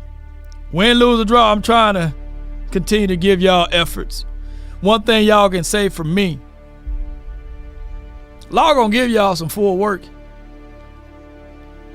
But tomorrow, I may not go anywhere. Just gonna sit back and relax. I may be like the Cowboys on the road. Don't show up often. But ladies and gentlemen, boys and girls around the globe that's listening in to Law Nation, there's still positivity in this situation. Don't fold up like a wallet nor a lawn chair. Understand that these moments right now, only the haters, the enemy, are laughing. But their day is coming too. In multiples of returns. But we appreciate them for help growing the nation. Oh, I forgot all of the super chats. Hold on. My bad, y'all. Oh, my bad. Y'all stay tuned. Y'all, look, I ain't going nowhere. I forgot to read off all the super chats. Since I ain't going to sleep no time soon, ladies and gentlemen, y'all bear with me. Hold on. I forgot all the super chats, and I know that y'all put y'all hard-earned money in on this and to voice your thoughts, and you want to know my opinion of your opinion, okay? So hold on. I thought I was about to close out.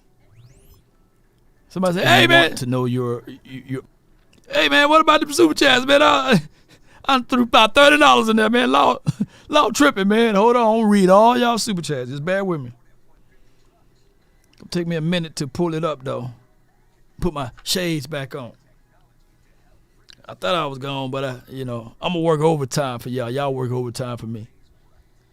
Yeah. Boom. We're going to pull it all up right here. Appreciate y'all. All right. Bear with me. And go all the way. Ooh-wee. All right. We're going to go right here. Yeah, okay. If y'all got to leave, right? But I'm going to make sure I read all of these hard, dedicated Cowboys supporters, win, lose, or draw. Even the angry ones, So we're going to let me find my music, though.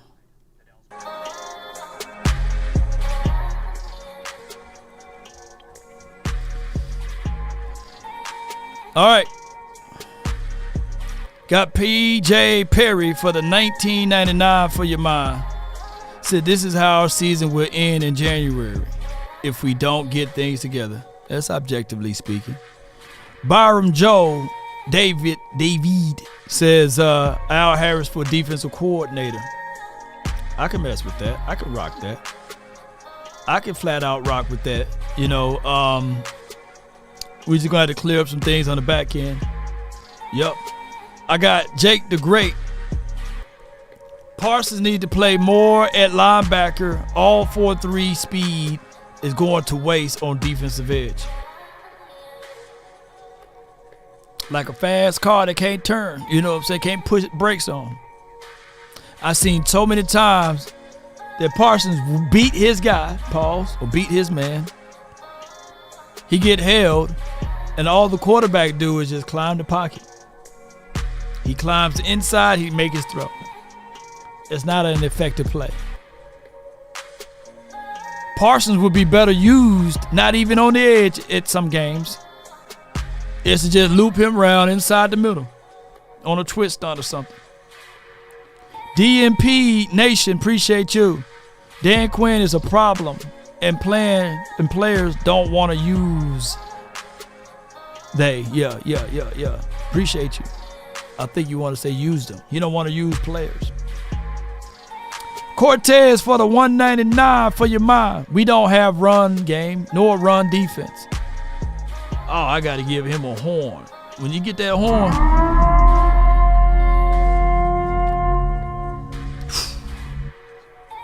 Shit, let me give you another one. 24/7 Cowboy.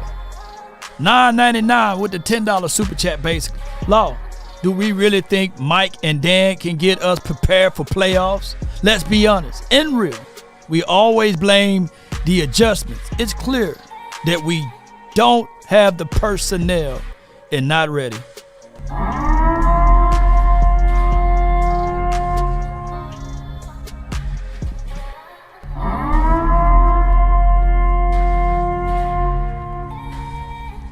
Let me break this down what my guy is saying.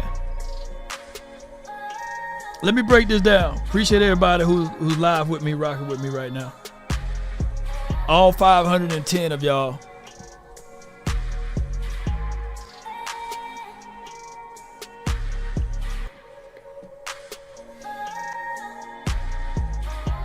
How many years did it took Mike McDaniels to be the number 2 offense in the league, the number 2 defense in the league? How many years did it took that brother? Now, granted, strength of schedule and all of that, we can go back and forth with. But how many years did it took him to take that team to move these guys to the number 2 offense and the number 2 defense? How many years did it took? Because we still waiting. We haven't finished the season out yet. Number 3 defense, number 1 offense, what have you. We've been number 1 offense for a minute. We still searching. I'm reading your comments. 2 years. We still waiting on Quinn and company. And I'm not saying that Fangio is a better coordinator. 2 years. 2 years. 2 years. They efficient. They are built just like the Niners a little bit. And I'm not saying that they are the Niners too, by the way. Short says Miami just getting into the playoffs spot in 20 years. Did the Miami make it to the playoff last year?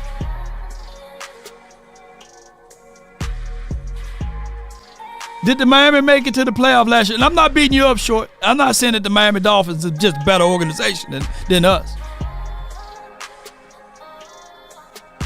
I'm just trying to just reasonably, within reasons, break this down.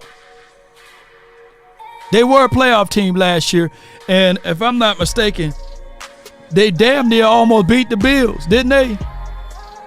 They had Skylar Thompson in as the quarterback, the 3rd string quarterback. They were in the playoff last year. It had to be, if I'm not mistaken.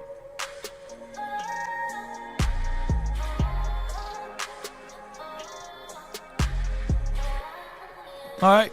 So I'm just saying, man, I still trust Mike McCarthy and Dan Quinn for what they are able to do. All right. Eclipse or Aeroclips says, strength of schedule goes to the Eagles with the loss. No, I think because we swept the Giants, right? If they lose to the Giants, then I think it still goes to us. It's like a give and take give type of thing. AFC, this is out of conference game. They go by interconference game. Although they beat the Miami Dolphins, they have a weaker interconference situation with us. Brandy with a $9.99 for your mind. Super chat support says, well, $1.99 for your mind. The defense, penalties, and fumble. That fumble hurt us real bad.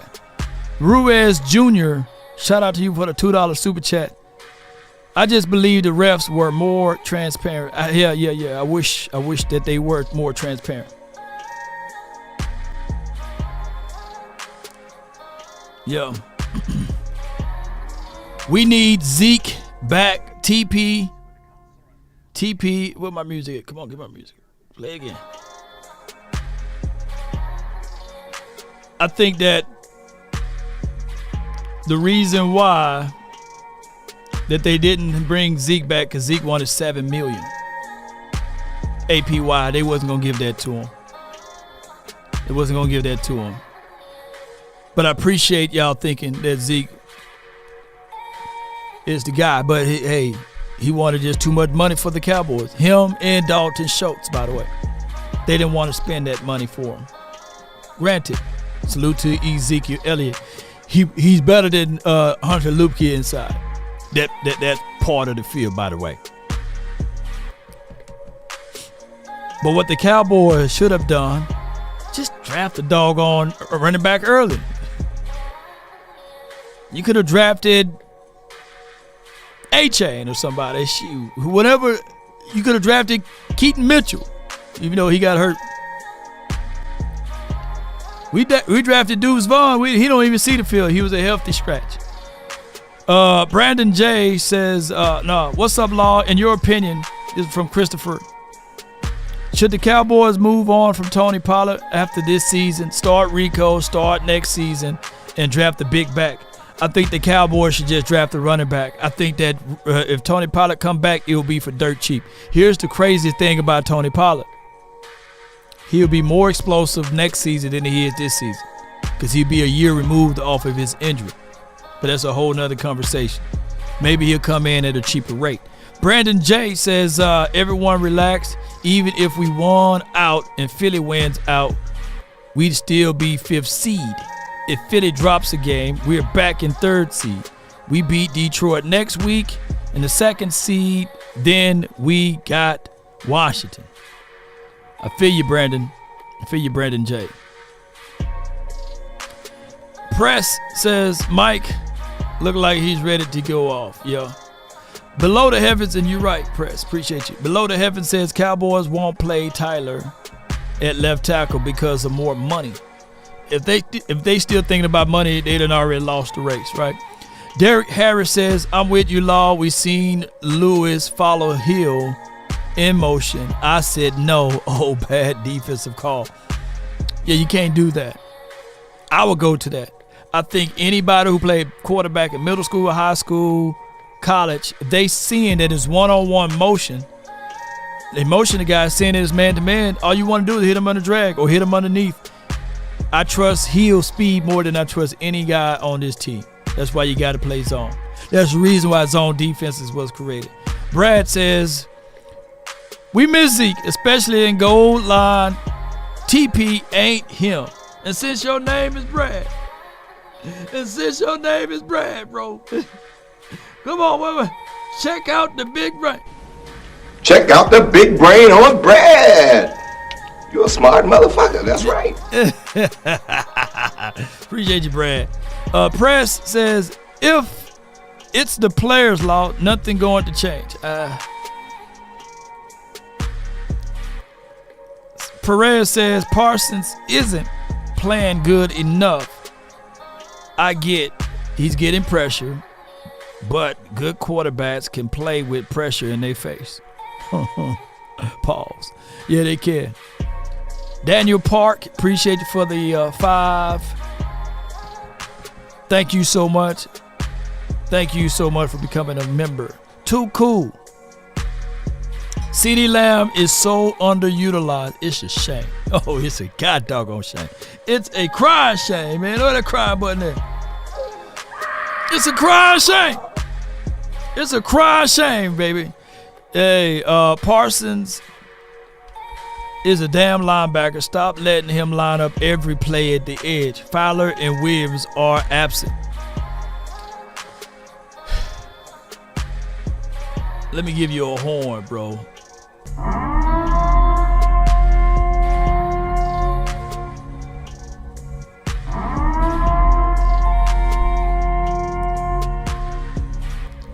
The O-line played okay. Dak could have ran it twice in the red zone and got the touchdown. Don't remind me, bro. Dak, stop playing too safe, man. Yep. Weakness of this team, step his game up. Man, we don't care about you calling in about the winning the EST. I don't know. But I'm going to give you that horn anyway. I understood the first part of it, but too cool, I don't understand the second part of it. Maybe we hit each other up tomorrow and we would worry about, Oh, I say, man, we don't care about who calling it in about winning the East. I still don't understand it, even if I read it slowly. George, man, he says, we're not good enough to play both refs and the opposing teams. Shout out to you, Justin D, for being a member only for 47 months, man. Platinum level 3. Appreciate you. DC for life.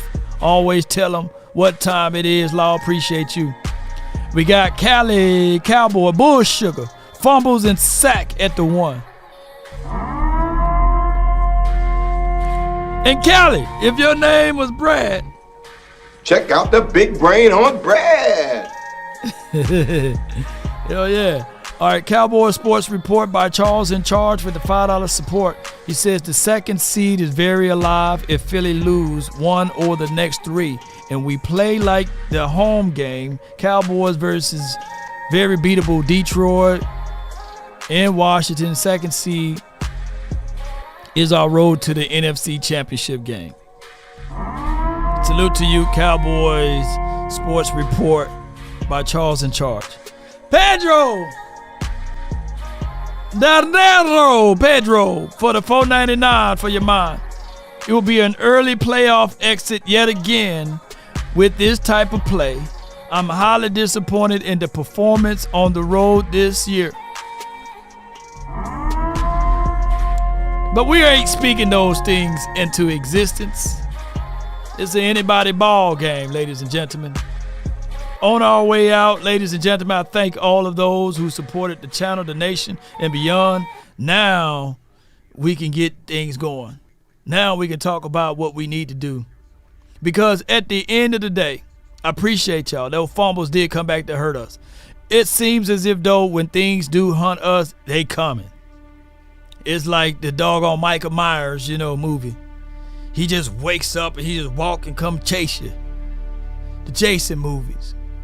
He walks with the knife to come chase you and hunt you down. That's what he do, man. And for the life of me, I don't know why people just don't get into their car and drive about 100 miles, 200 miles. If I'm in New York and I see Jason, Michael Myers, when they start playing the scary music, I'm going to be like, hey, you know what? I'm going to get in my whip. Sorry, no, I'm going to drive all. I'll be in Cali. Yes, it did. I was like, hey, Law, why you didn't fight Jason? Why you didn't fight Michael Myers? Hey, man, the cowboy tells the story how the brave man died. That's how it goes, unfortunately. I say, yeah, man, I fought him off as much as I could, but now I'm living in Sacramento. He going to have to come way out here to kill me. Yeah, that's what happened. That's just what it is, man. But we hang around. We make mistakes. We like the person that's running away from Jason or Michael Myers, and we tripping, we falling, we can't get up. We don't know how to take our licks and keep moving. But hopefully we can learn from it. Hopefully we can be like that lady on, I guess, Michael Myers. She finally cut his head off. He still came back, I heard. Benson says refs don't care about us. Yeah, they shouldn't. Danny Boy says Dak did his thing. But I'm going to tell y'all, I hope we can do our thing over here. In departing, what did we learn? That we are a 10-5 team. We are an undisciplined team. We're not that good on the road. But we are going to the playoffs again. We got 2 more games. 2 more correctable games. 1 at home, 1 on the road. The Miami Dolphins haven't beaten us in 20 years. We haven't lost in 2 seasons back to back. The Miami Dolphins, this is their first game beating a team that's over 500. believe it or not. So is it the end of the world for us? No. Did the Dolphins just win the Super Bowl? No. The regular season, the point of it is to make your necessary corrections. A lot of people don't like this positivity talk. But I'm going to tell you, I've been down before. I've been shut out before. We've been evicted before. Been sleeping out of the car before. Hey, had hope meals before. Mayonnaise sandwiches, right? We've been down at the dirt. We've been down at the bottom, right? Sleeping on the floor and out of the cars. But now I'm telling you that if you can shake it off and stand back on top of it, reshape your mind, get refocused, get back on kilter. We got a home game, and we got to take care of it. Adversity, yeah, is the thing I love. We appreciate you in the chat. But the real fans know that there's sun around the corner, that there's better days around the corner. And come win, lose, or draw, we going to be right there. The haters are laughing. But I'm now sleeping in a $10,000 bed, right? I'm now drinking water. There's purification throughout the entire house. This is not me flexing. No. But this is letting you know that through the fruits of the labor, that God provides. Long suffering is also a part of one of the fruits that he provides. But how you move around within that space is everything. And how you walk in authority is everything. Still, we're standing and we're moving forward. Now we can go get some good sleep at night. Now we can even look back at the moments and say the residue that was left behind is terrible. But through the trenches, my mindset is there. And if the Cowboys understand those small things, then they can get the big things to happen for them. And the big things are right around the corner. I get it. Right now, we want to tell everybody that this team is set up for doom. This team is set up for failure. This team can't tie their shoes. They can't walk and chew bubblegum. But let this be the victory from within of going in and erasing all of the negative thoughts and say that we got 2 more games left. Let's stack the good things together and hopefully we'll be successful down the way. Write these things down. If you want a thing bad enough to go out there and fight, to work day and night, to give up your time, your peace, and your sleep. If all of your desires of it makes you quite mad that you don't get tired, and it makes you hold everything tawdry and cheap. If life itself seems empty and useless without it, and all that you scheme and dream is about it, if you'll gladly go out there and sweat for it, fret for it, and plan to lose all terror of your mind, if you will simply go after the thing you want with all of your capacity, strength, and sagacity, with faith, hope, and confidence, and stern pertinacity.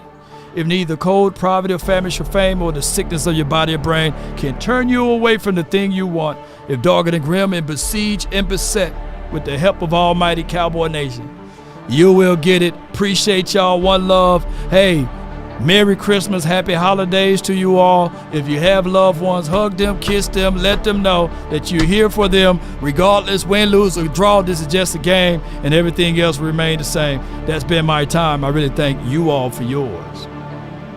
And remember, you're listening to nothing but the best. Go Cowboys.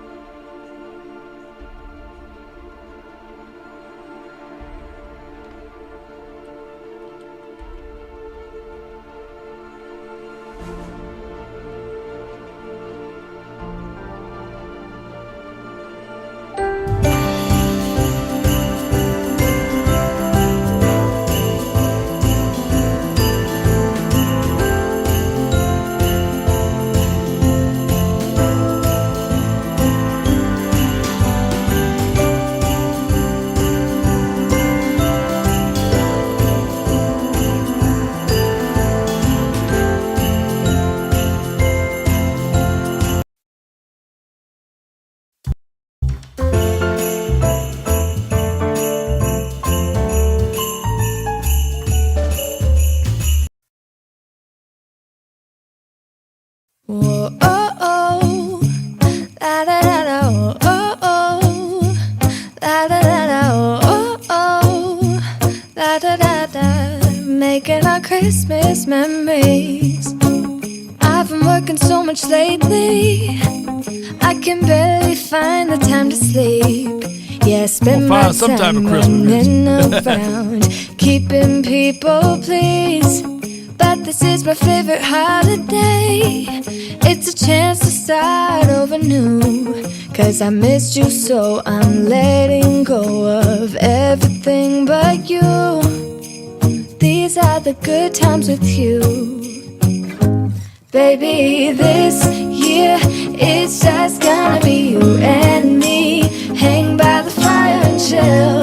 Isn't this how it's supposed to be? Making our Christmas memories. Oh, and I've been longing to hold you close. Forget about everyone else. Isn't this how it's supposed to be? Making our Christmas memories. Oh, oh. La da da da, oh, oh, oh. La da da da, oh, oh, oh. La da da da. Making our Christmas memories. I've been wrapping presents for you. I've been hanging marbles in the tree. And I've lit my house with Christmas lights. So you should come back home to me. And when we wake up in the morning, I'm gonna play those carols that you love. We'll be singing all the melodies until the sun comes up. These are the good times with you. Baby, this year it's just gonna be you and me. Hang by the fire and chill. Isn't this how it's supposed to be? Making our Christmas memories. Oh, and I've been longing to hold you close. Forget about everyone else. Isn't this how it's supposed to be? Making our Christmas memories. Oh, oh. La da da da, oh, oh, oh. La da da da. Making our Christmas memories. Yes, these are the good times with you. Don't even care what we do if I spend it with you. Just you and nobody else. It's so good to see you again. To see you again. Baby, this year it's just gonna be you and me. Hang by the fire and chill. Isn't this how it's supposed to be? Making our Christmas memories. Oh, and I've been longing to hold you close. Forget about everyone else. Isn't this how it's supposed to be? Making our Christmas memories.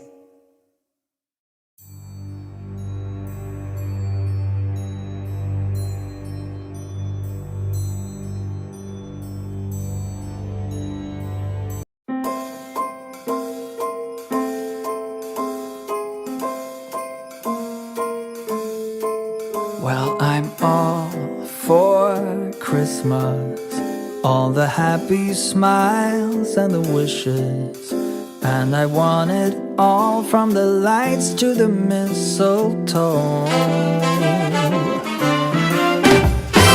Tell me one thing, is there anything that you're missing? I will keep you warm as soon as you remove that snow. Whatever we do, we will be alright. These holiday wonders will open your mind. May all your wishes tonight come true. The love I lived, the dream I knew. This Christmas I only wanna be close to you.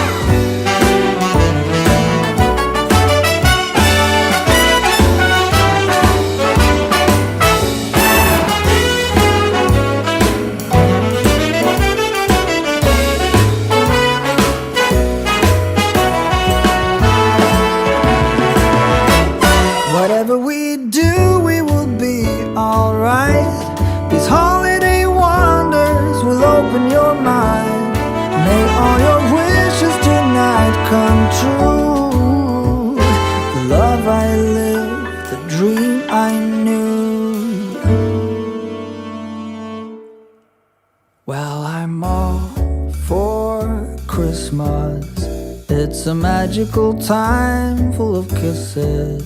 Take a walk outside and tickle the snowman's nose. Moving nimbly, did you hear something from the chimney? I will keep you warm as soon as you remove that snow. Oh, whatever we do, we will be alright. These holiday wonders will open your mind.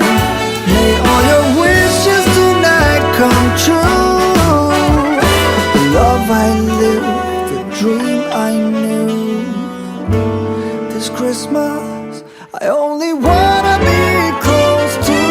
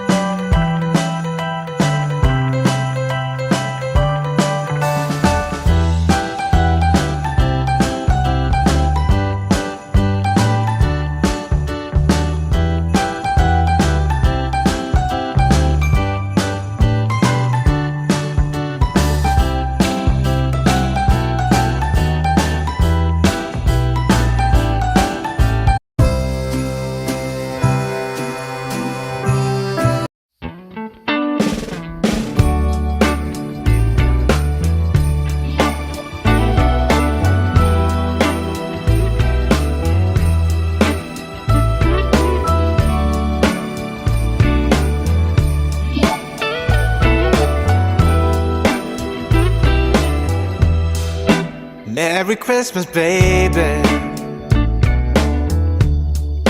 Reindeer's coming out to play. Santa Claus is packing the presents, making sure you've been behaving okay. Merry Christmas, honey. Yeah.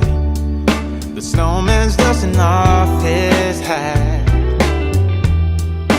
putting on the show for everybody, to give them a smile that lasts another year. There's something that happens when sleigh bells are ringing, when December ends, when the children are singing, yeah. It's Merry Christmas, baby.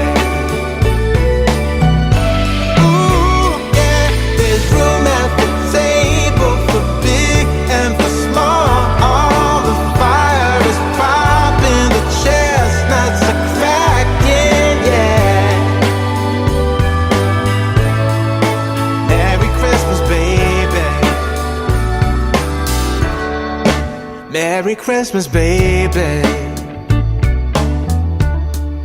The snow is laying 2 feet deep.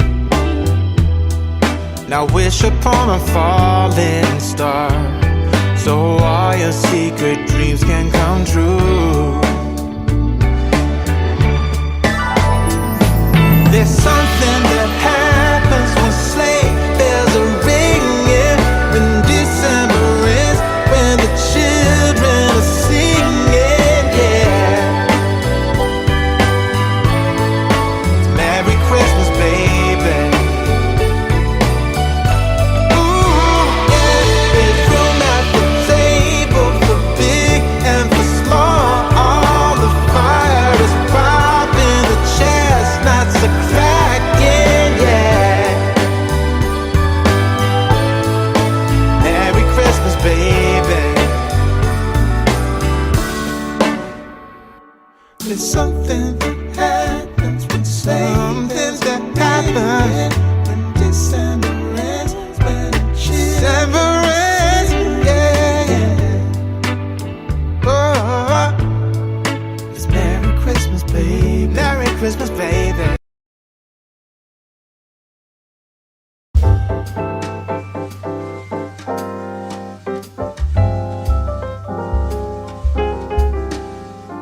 Them Christmas.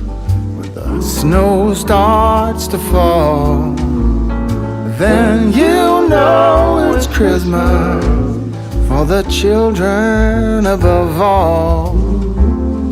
Then you know it's Christmas, 'cause Santa's on his way. We'll stand under the mistletoe, and then it's Christmas Day. The joyful times we witness forever stays with us. Soon Rudolph hears his whistle and gathers all his friends. When Santa and his missus wraps the final gift, you know it's time for Christmas for each and every one.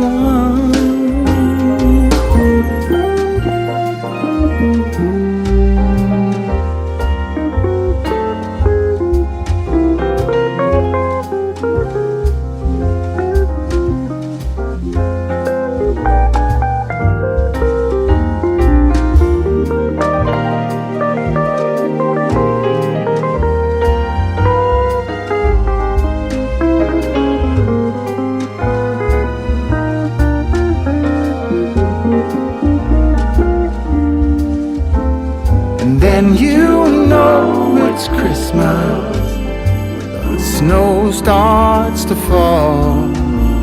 And then you know it's Christmas for the children above all. And then you know it's Christmas 'cause Santa's on his way. We'll stand under the mistletoe, and then it's Christmas Day.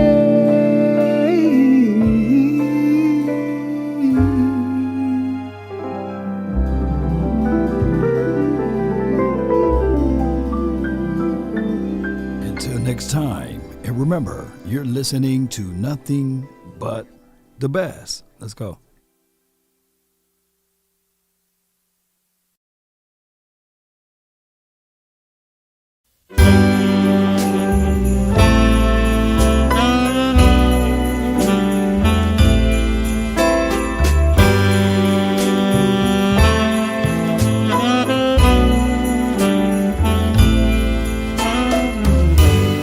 It's Christmas Eve, and I've still got nothing for you. I'm out on a last minute spree, hoping to find that something that makes you see that I love you. I've been out running all day, nothing catches my eye. What do you get for someone who has it all? I've been to every corner of this godforsaken mall. What in the world would be that something that made you see that I love you? All I've got to give for Christmas is this, a Christmas kiss. Close your eyes and partner your lips.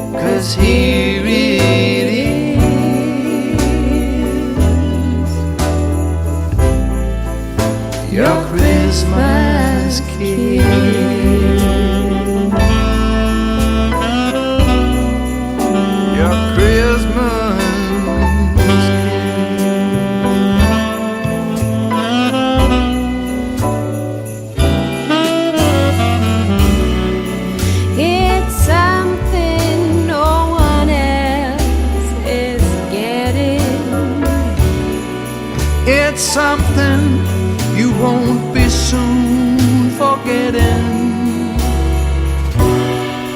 It's something we can share and take with us